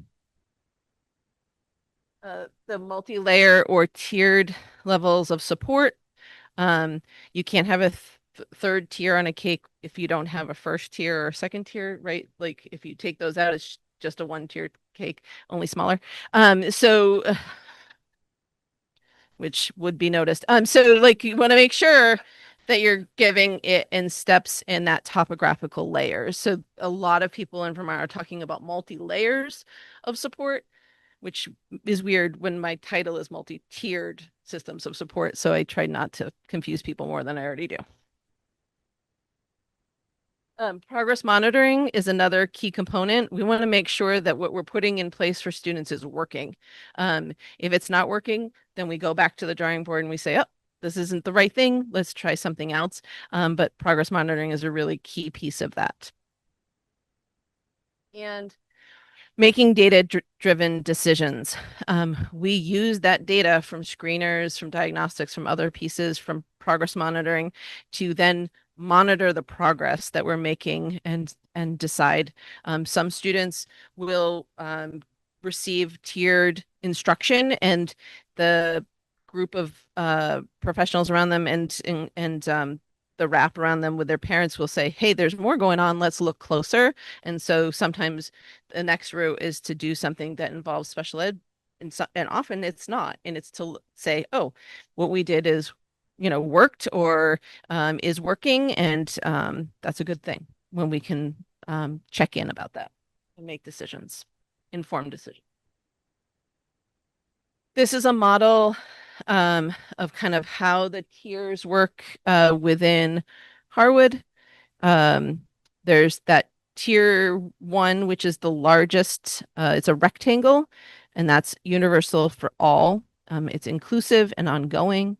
And then as we go up the tiers, there's tier 1 plus, because I couldn't think of a better name because I didn't want to go 6 tiers because that'll make people confused again. So don't want to do that. So it's still ed, it's more practice, short term. Tier 2 is moving up in intervention. It's targeted. Tier 2 plus, tier 3 is often special education, but it's not the same. It's not synonymous. I need to rework this so it doesn't look like the same thing as not.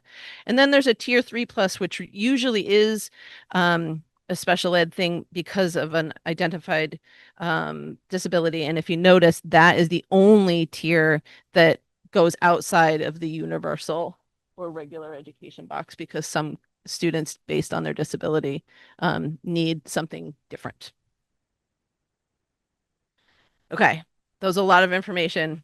I talk fast when I'm nervous. So if you have questions, please ask. So I think I have 2 data questions. I'm curious, roughly what percentage of students are in tier 2 and tier 3. There's just sort of an idea of how many students this includes, within the district. And then the other part to that is, the percentage of kids that maybe need that tier 2 or tier 3, but then they no longer need support. So I guess maybe like a success of, kids have gone to tier 2, had the additional support, and what that success looks like. It is sometimes affectionately called catch and release. We like saw an issue that came up. There was an intervention, and the progress monitoring showed that that improvement was made. And then we also have, because of how often we do our universal screeners, there are kids who show a need, let's say in fall, and then no longer show a need in winter. And so we have either intervention or WIN cycles, which are about 6 to 10 weeks long. And we check in before we go any longer than that, because lots of times after those 6 to 10 weeks, kids are like ready to roll and released from that intervention. What was your first question? Because now I can't remember. Okay, thank you.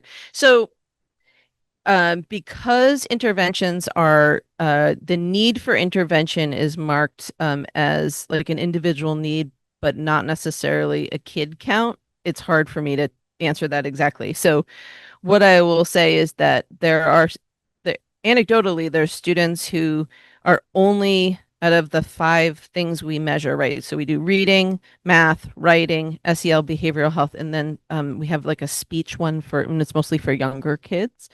And so out of those things that we measure or screen for, there are often students who only come up in one of those realms as a need, like a tier 2 or a tier 3 need. So the count is wonky. Most times kids aren't coming up as a tier 2 or tier 3 need for all things.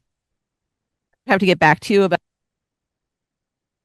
count each one of those areas. If that makes sense, because I don't have that.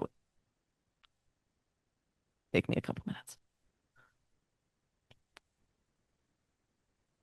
Question, which I'm sure you don't have the answer right now, but would be curious to sort of know in general, maybe throughout the course of the year during the catch and release program, do we see a trend across our schools where there is a higher percentage that need help with that need the additional assistance with reading or math? Like, is there a trend of data of showing a area where we are seeing that within the district, here is sort of one of the more common or highest need areas to go into tier 2 or tier 3?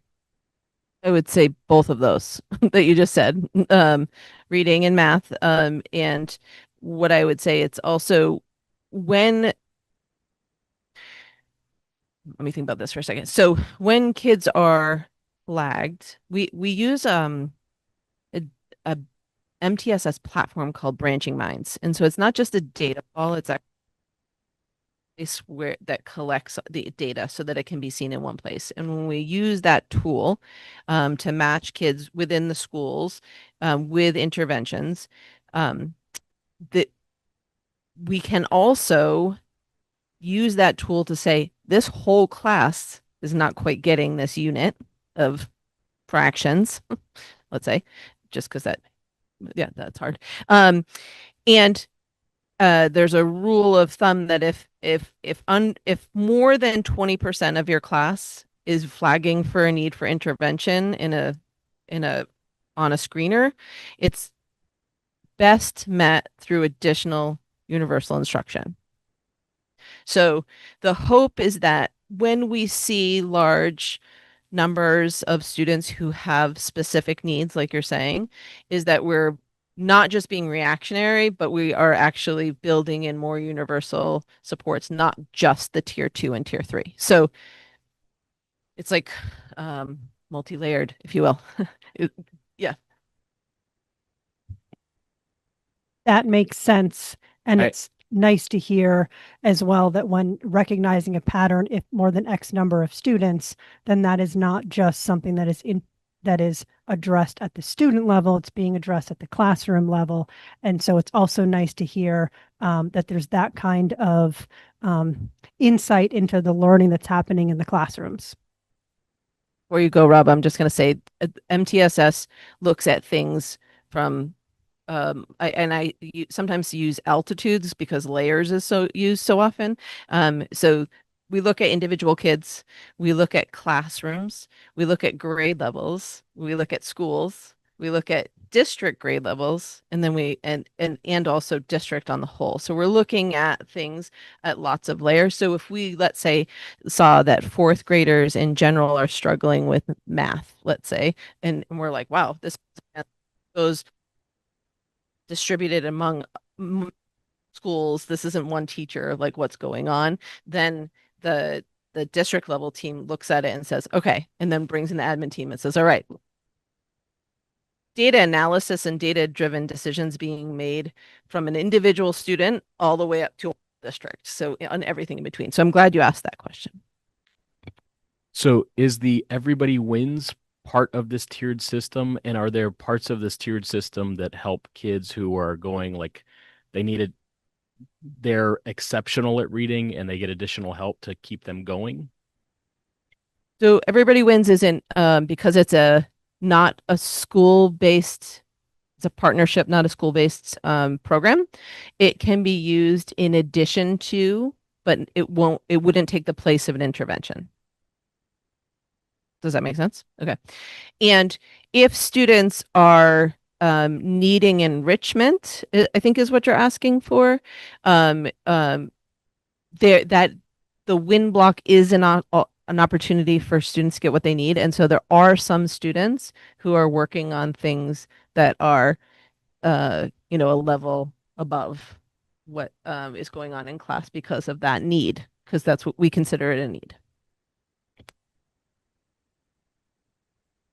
The more I hear about it, and it's great. I guess I have kind of two questions. One of them is really related to a question we asked on our survey recently to look at redistricting, and that has to do with increased SPED funding from state feds.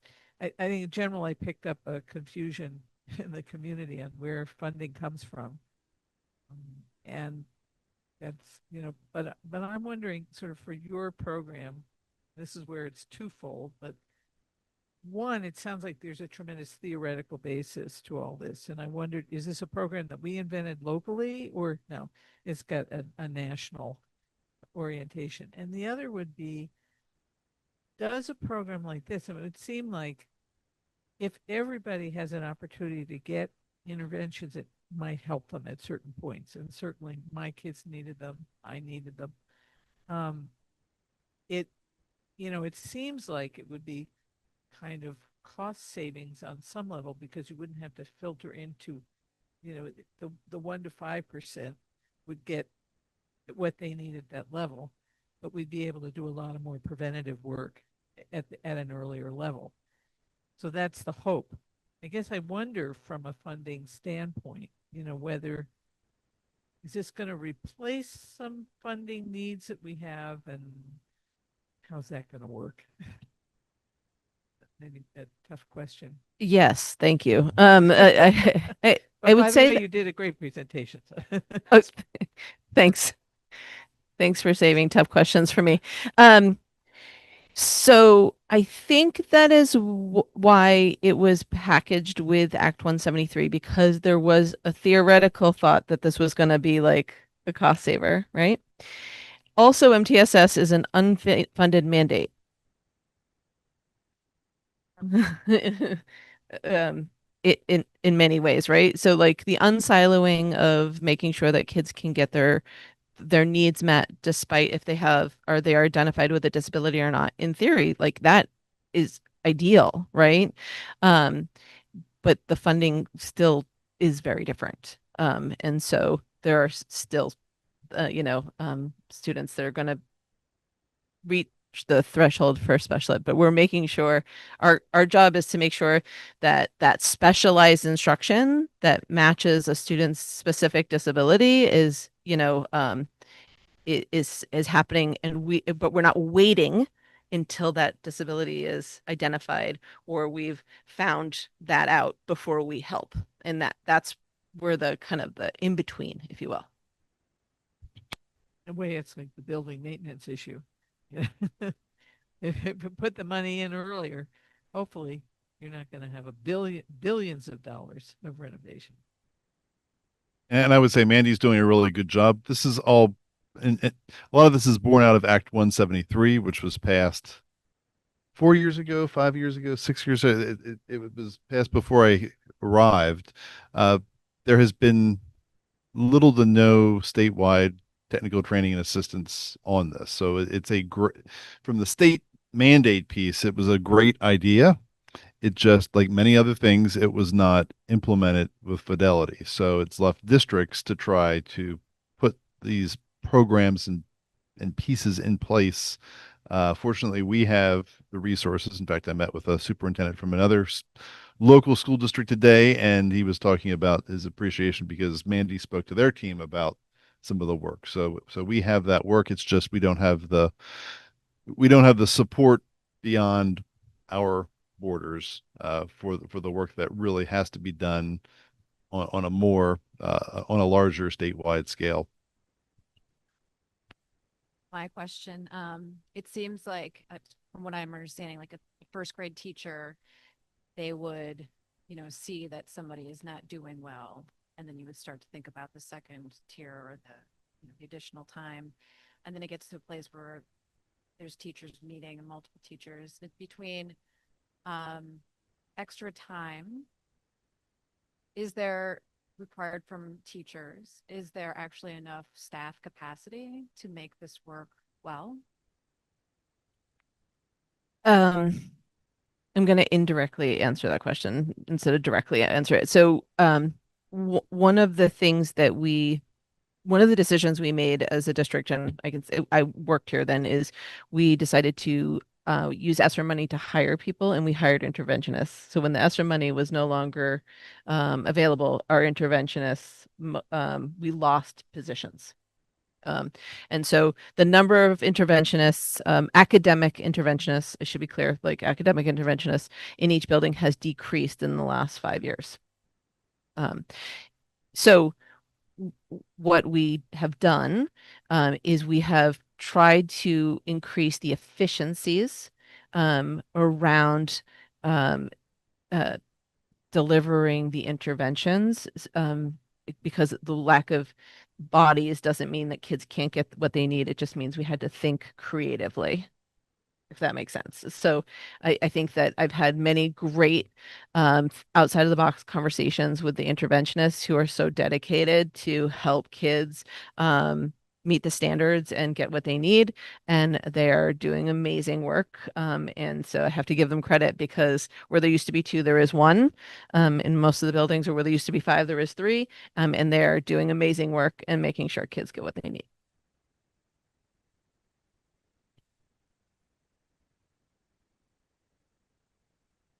Is there a social or behavioral component? So we do screening for that too, or kids go into different tiers for. We do, yeah. That was something that a lot of places that do MTSS have they have sometimes very different and sometimes parallel systems that are working at play. And we did our very best to make sure that they're one system, that we're looking at all the available data for a student before we make a decision, including social emotional behavioral data. One of the things that comes into play is like absences, tardies, behavior incidents when we are making decisions about students and what they need. So we absolutely are looking at a whole kid and not just scores from a math test.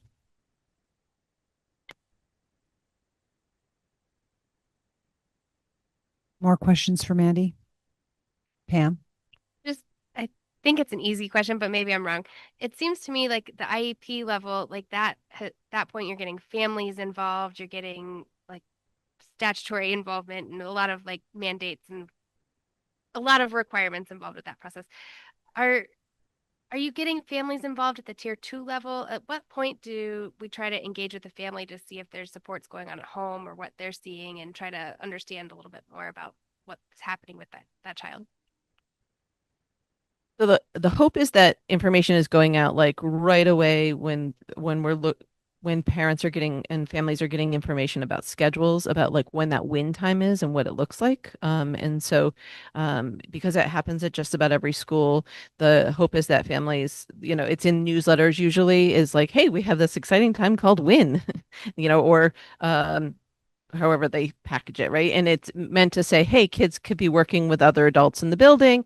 And so that's not necessarily like discussions happen because kids are all kind of, but if there's like a situation where goals need to be written and kind of that progress, that monitoring of progress, then yes, families are kind of notified and brought in for the conversation, especially if that first kind of intervention cycle 6 to 10 six, what are we going to do in it and how can we help?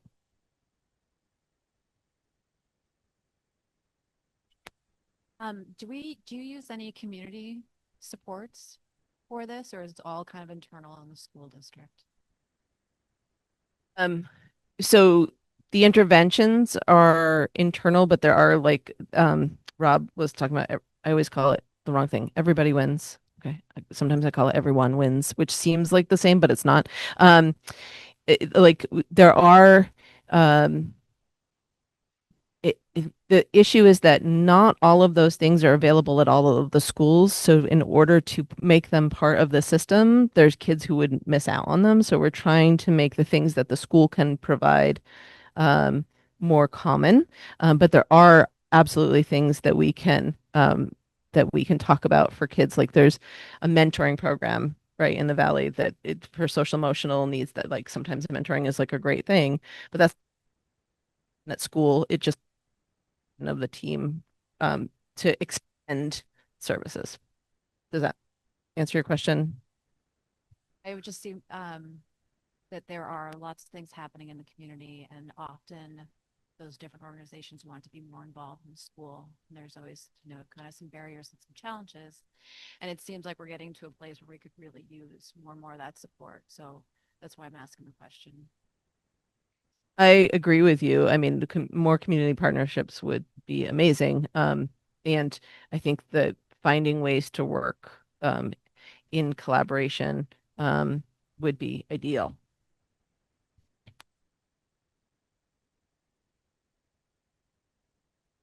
Any more questions for Mandy?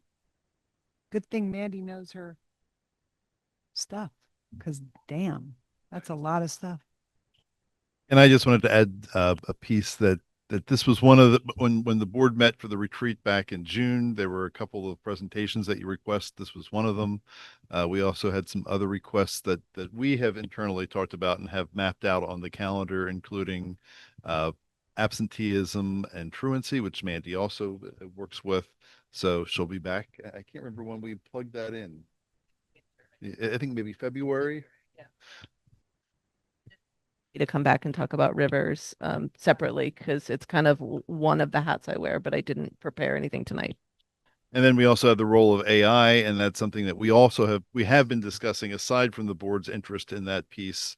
And in fact, Shannon, Leslie, and I, and one of our IT people just put out a survey district wide to staff saying, what do you know about it? How much have you used it? What kind of training do you need? So that's something else that we were talking about. And I just got a survey from another colleague in the Northeast Kingdom asking the same thing that I think a lot of us are talking about, that a lot of districts are talking about what role that plays. So that's something else to stay tuned for. So they're the three we have.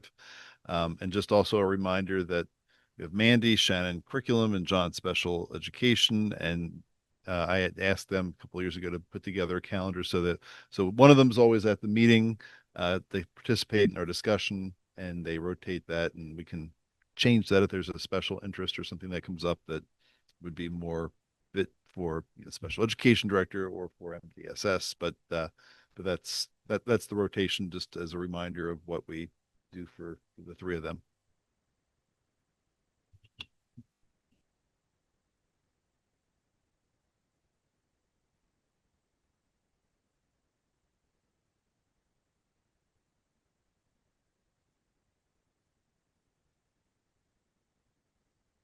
Is in my it's my understanding, and I could be misspeaking, but it's my understanding from speaking with the folks here that there are ELOs for everyone.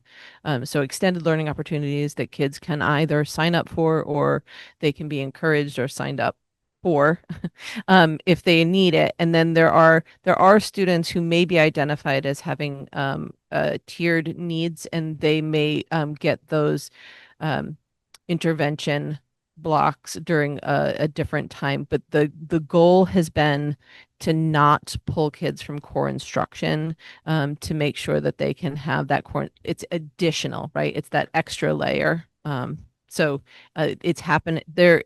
There is some incarnation of that happening at all of the schools in the district. So an example being, instead of them doing it during health or PE, they do it during their lunchtime and can take their lunch somewhere to do something. They can do. I'm not understanding what you're asking, Rob, so I'm not going to answer that correctly. Asking, like, you mentioned in addition to core time. So like one of those additional times might be having their lunch somewhere else with a You think it looks more like a study hall or another structured time that is not assigned to core instruction, but that kids can be pulled from to get a tiered instruction. Does that make more sense? Okay.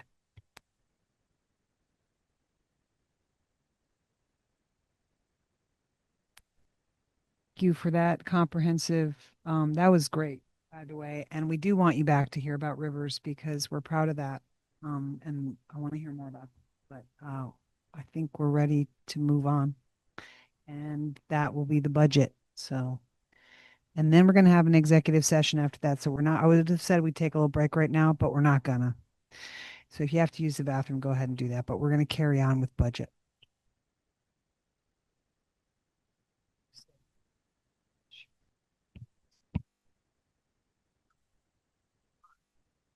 So for the budget discussion, we don't really get in heavily into budgets scenarios until the last meeting in November. But I do have a little bit of good news. Mike confirmed today that where we had thought the health insurance was going to be going up double digits, as it has in the last couple of years, I projected 12%. They confirmed that it's going to be 7.4%. So it is over $350,000 savings for us at 7.4%. So that's great news. That was the buzz of superintendents this morning because Vermont Education Health Initiative VHI had their board meeting last night. One of the people laid that out. It was confirmed by our Superintendent Association executive director. So that's good news. Is this the real reason why we had cake? Well, we haven't received the final email with the VHI letterhead that says this is the final rate. So I guess it's not official, but it sounds like it's going to be the number. That's great news in terms of projecting. And automatically, I went back and immediately changed my 12% to.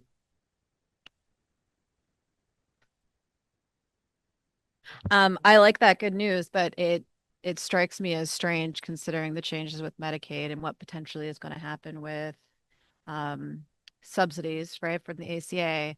And I know that those are not our Blue Cross Blue Shield, but all of that is part of a system. So there's no anticipation that that is going to be connected to this rate. Not this year, and who knows what next year brings. But what I was told, and I am not involved in this officially, but what I was told is that the Green Mountain Care Board. This is not related to the Green Mountain Care Board, but they did put pressure on the health system, which caused them to do some work with their prices. And in addition to that piece, they did institute, the legislature did pass some pieces related to reference-based pricing that they said also had an impact. And also, and I don't know the role, but with healthcare systems, we pay in an estimate based on every employee to the statewide health system. So I just know previous to being here, healthcare was in the realm of our board, and we had our own little cooperative. And what I know is that we paid per employee a set amount, somewhat of a premium, but our plans were in the end self-insured. So there were kind of over under with those pieces. So there is some money that they have in reserve, and I'm not sure if they're using that this year. I believe they used some reserve last year because they're not actual costs; they're estimated based on probably the whatever rate they are using, projections from their actuarial accountants. Over the last 2 years, they had to build up their reserves after COVID, with all the things being held off. Their reserves were decreased. So I know over the last 2 years that was also included in building up reserves.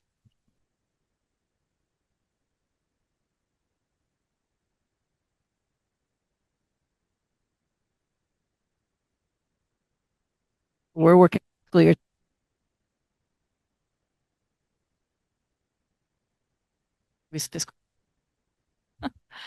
So that's great news.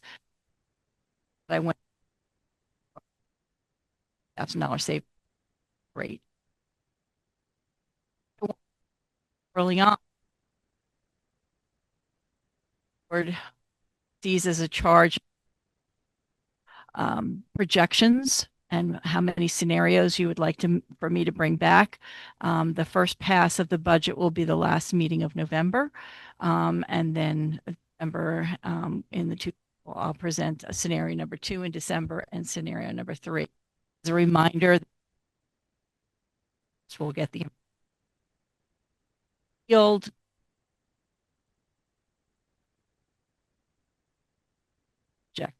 increase. As you know, I'm putting in some assumptions.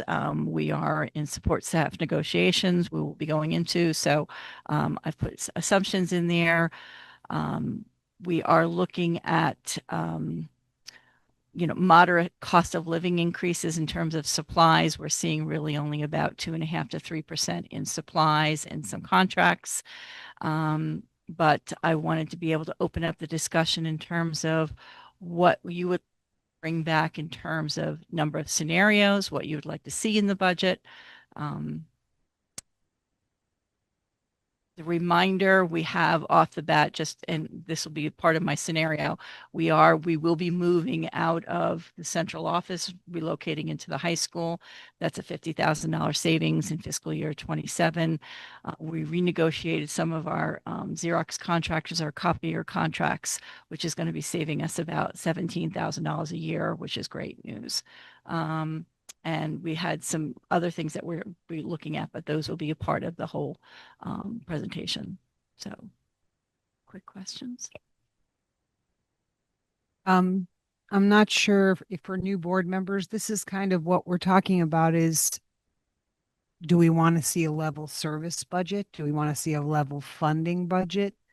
Are we prepared for the increase that is inevitable based on, the cost of living going up? So she's kind of looking for a temperature from us of what we are, what we're thinking. Dan, what do you think? Yeah, 3 things come to mind. Level service, level funding, and then cost of living, which I think is like 2.5% estimated for next year. So those 3 are the ones that come to mind right away. What level service is? Okay, so level funded same budget that we went out with fiscal year 27. Level fund basically is a cut. Once you build in the assumptions, there would then have to be a cut to the budget because of CBAs are contractual obligations, health insurance, at 7.4%. Life insurance, there's things that just go up, and those assumptions would then be added to the budget.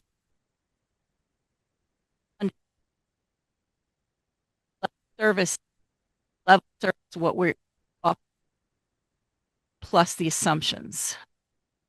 No unknown assumptions. Health insurance, contracting is what I'm projecting. That would be level service. And then cost of living would just be right now it's a 2.4% projected cost of living increase, be based on whatever the cost of living is projected for next year. One more thought, maybe the maximum amount that we could spend before hitting the excess cost threshold.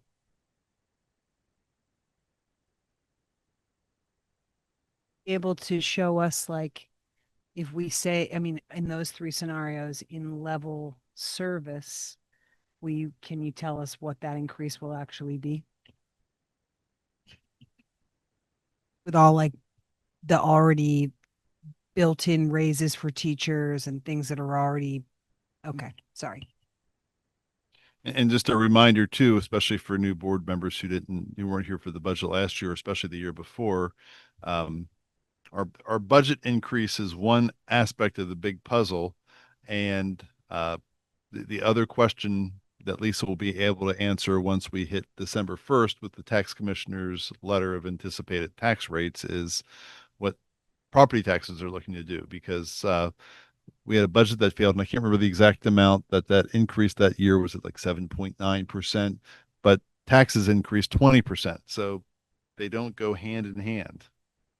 And the real wild card, we're very concerned this year because for many other reasons, last year the legislature and governor used surplus, $118 million in surplus to buy down tax rates. So we know that the tax rates are artificially low where they should not be. So we expect that that's going to have an impact. And I know they are looking at some tight numbers in the state. So that's a big wild card that we don't know right now.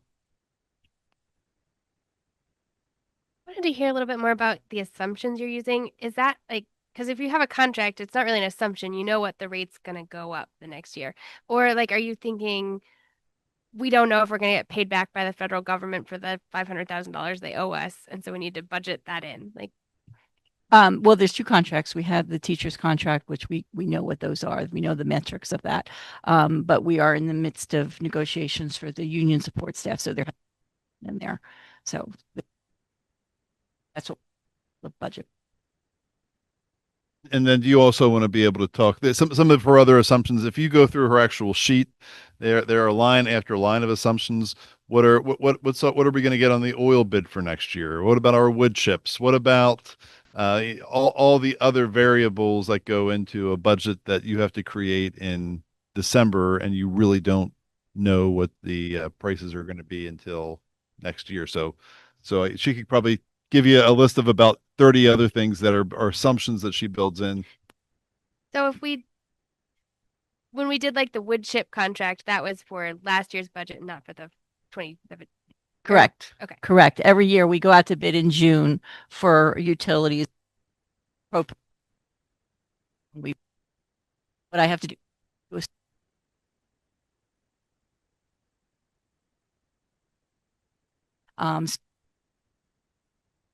don't know special ed budget now, even school.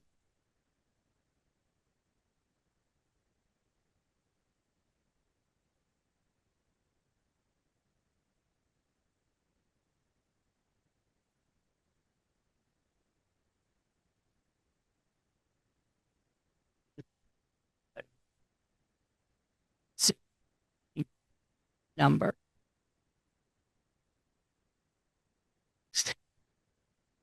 Things that right.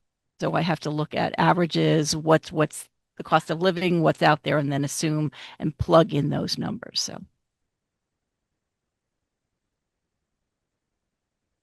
And usually what Lisa does is she'll go through like I'm not sure what her metrics are, but the past 3 or 5 years and then average it out. You know, is it gonna be a colder year next year? Will we be using more oil? There's all kinds of pieces that just are assumptions and projections, and some she's able to finalize as the school year progresses. Others just remain out there as best guesses. So one of the things, the last 4 years of our budgets, I look at the budget and the actual last 4 years where we are, look at the under budgeted, look at assumptions.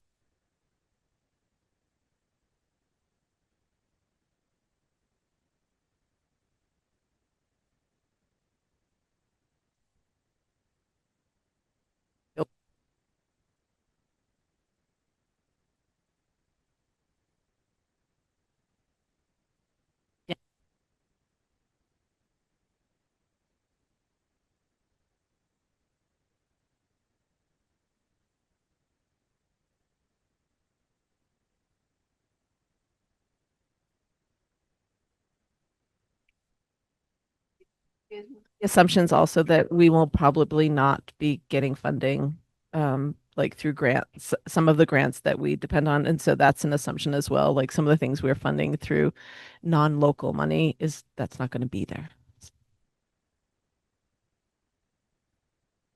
Yeah, I just want to make a comment that it's the indication of how broken our healthcare system is that we're rejoicing at a 7 to 8% annual increase. That's outrageous. So if we went with level funding, what what do you do with contingencies there or assumptions? If you're saying, yeah. Level funding would be a cut with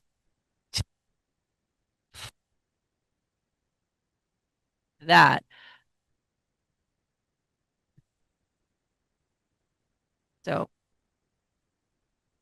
you assumptions would be, so if projecting um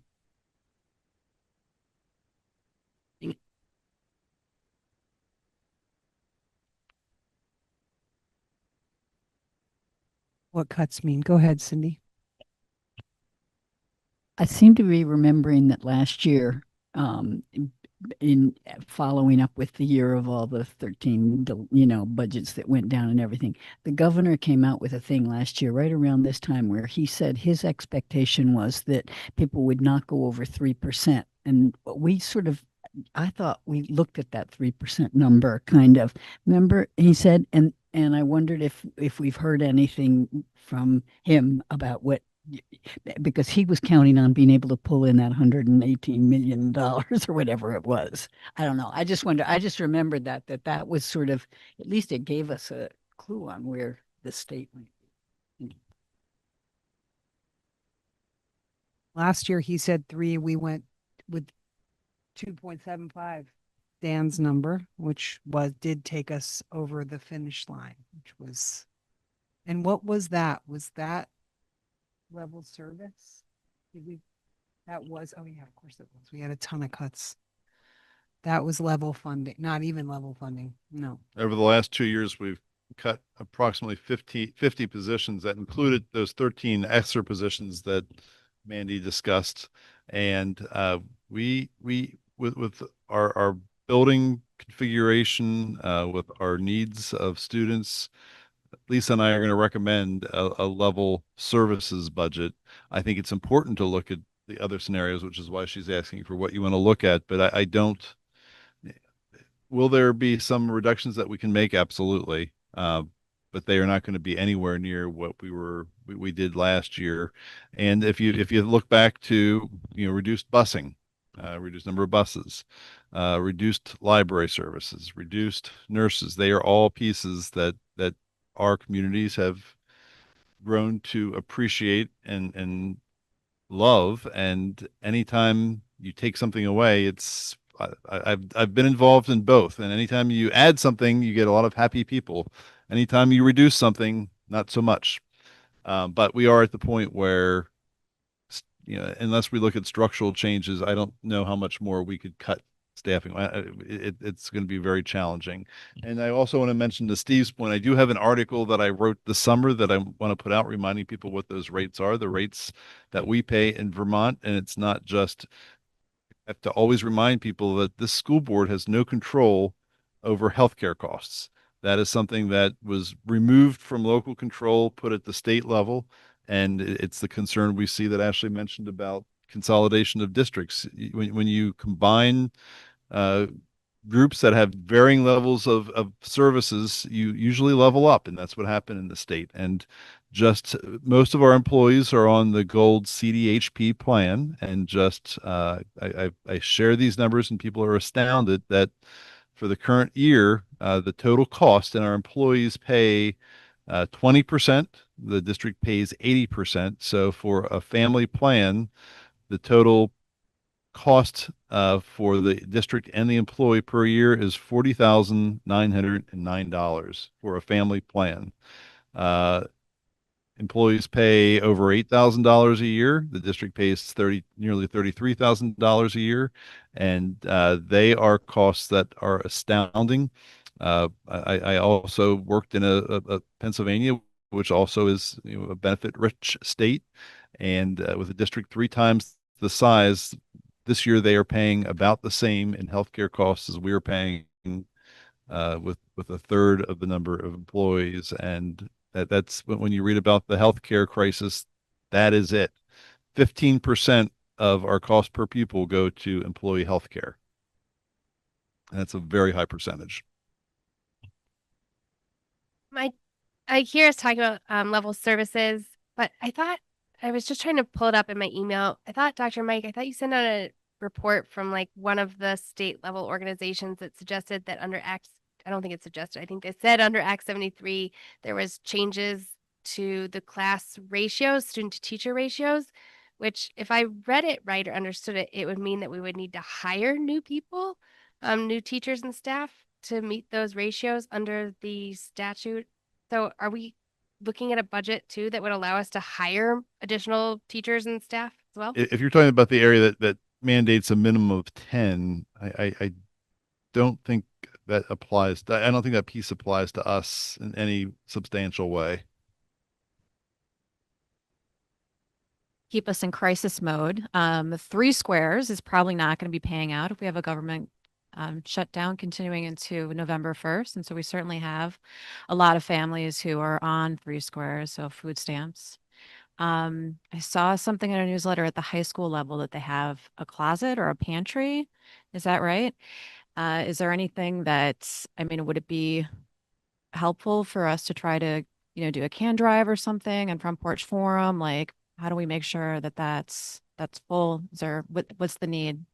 That would be a great question for our students who are involved in National Honor Society, because that's who sponsors it.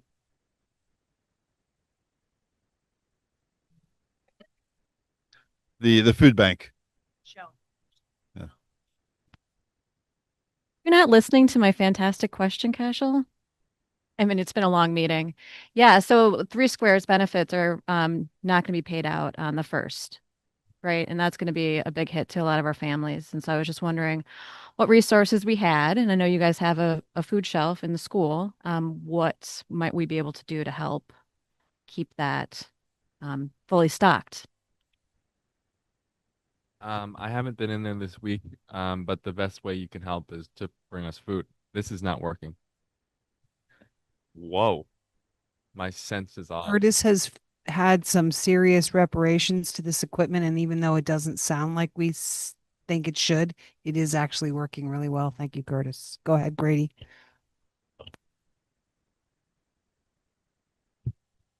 On the last student report, there are pictures of the pantry. Just because like what it looks like and everything. So yeah, we're interested in how well stocked it is. Are people using it? the question of how you can help. You can bring us food. You can bring us non-perishables. You can bring us clothes. especially winter clothes would be helpful, but non-perishable food is the best way you can help us keep the food pantry stocked. Am I imagining that I saw something somewhere in like a front porch forum post or something about bringing, donations to the school? Okay, so I'm not going crazy. Okay. Just want to put out additional, there is something called the backpack program. That is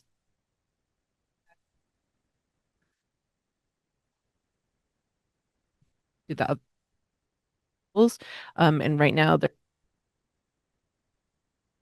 it was in their newsletter. So they're looking for food donations and food donations, monetary donations. So right now, donations home with kids. So Backpacks, actual backpacks. And okay.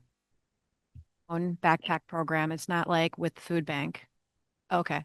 it's a Okay, homegrown. good. Yeah, it's been in place for since I think right before COVID. It got put in place, but we're trying to expand it to be more district wide, and families can sign up for that assistance. Yes, please, let's.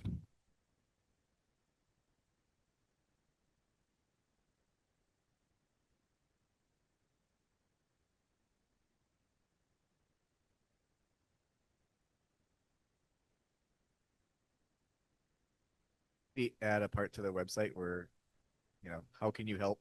And then we can list a couple things like the food shelf and backpack program.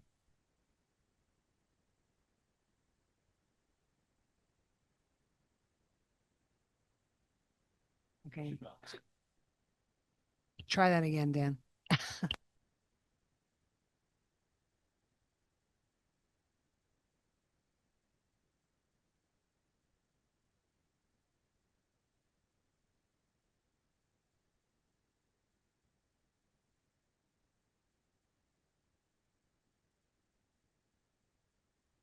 Yeah, I asked if it would make sense if we could put something on the website about how you can help, and then we can list things like the food pantry and the backpack program. And so if people are looking for ways to contribute, they can figure out how.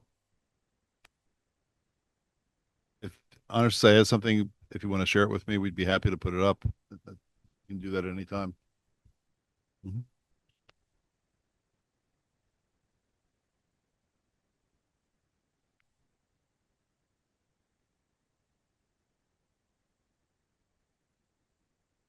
And so how accessible is it? Is it something that's open all the time and kids can kind of go in there and grab stuff really low key without um being seen, etc.? Yes, I'm getting yeses. Yeah, it's open all day, every day. There's no sign-in sheet. You don't have to ask. You go in, take what you need, and we are working on setting up a system where, Grady, can you move your head? Where, where there'll be slips of paper available where you can write something that's not in the food pantry that would be helpful, and then you put that in the box and we look at it. So it's, I think, as accessible as possible. Received financial donations? We got a Rotary grant for buying the shelves and getting an initial stock of food, but we're independent right now. You did. Did. Yeah, food would be great. Back on topic.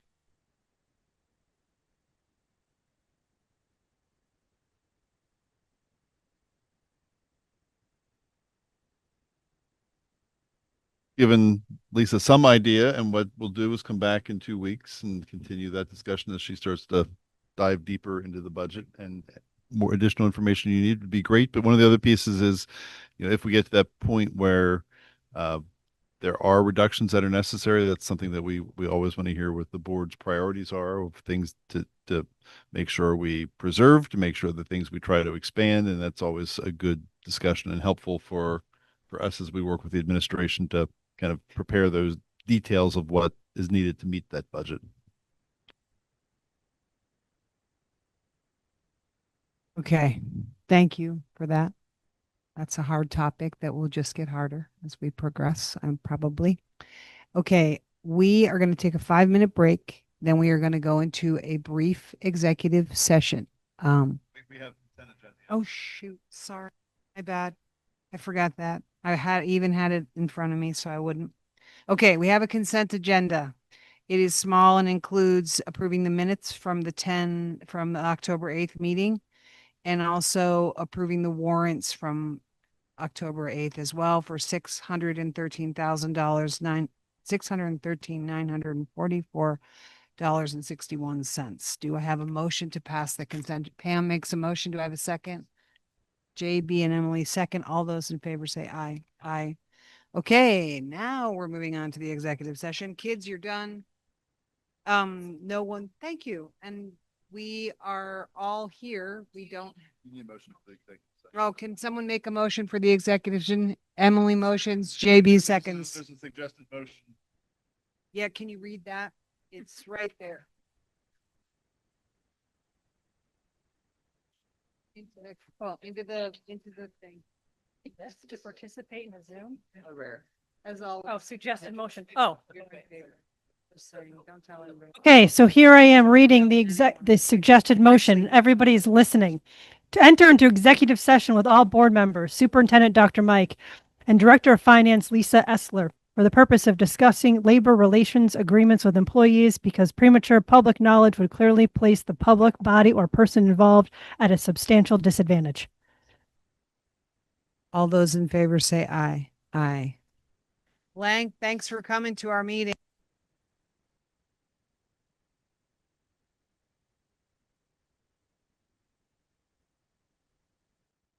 Welcome back to the HUUSD meeting for October 22nd, 2025.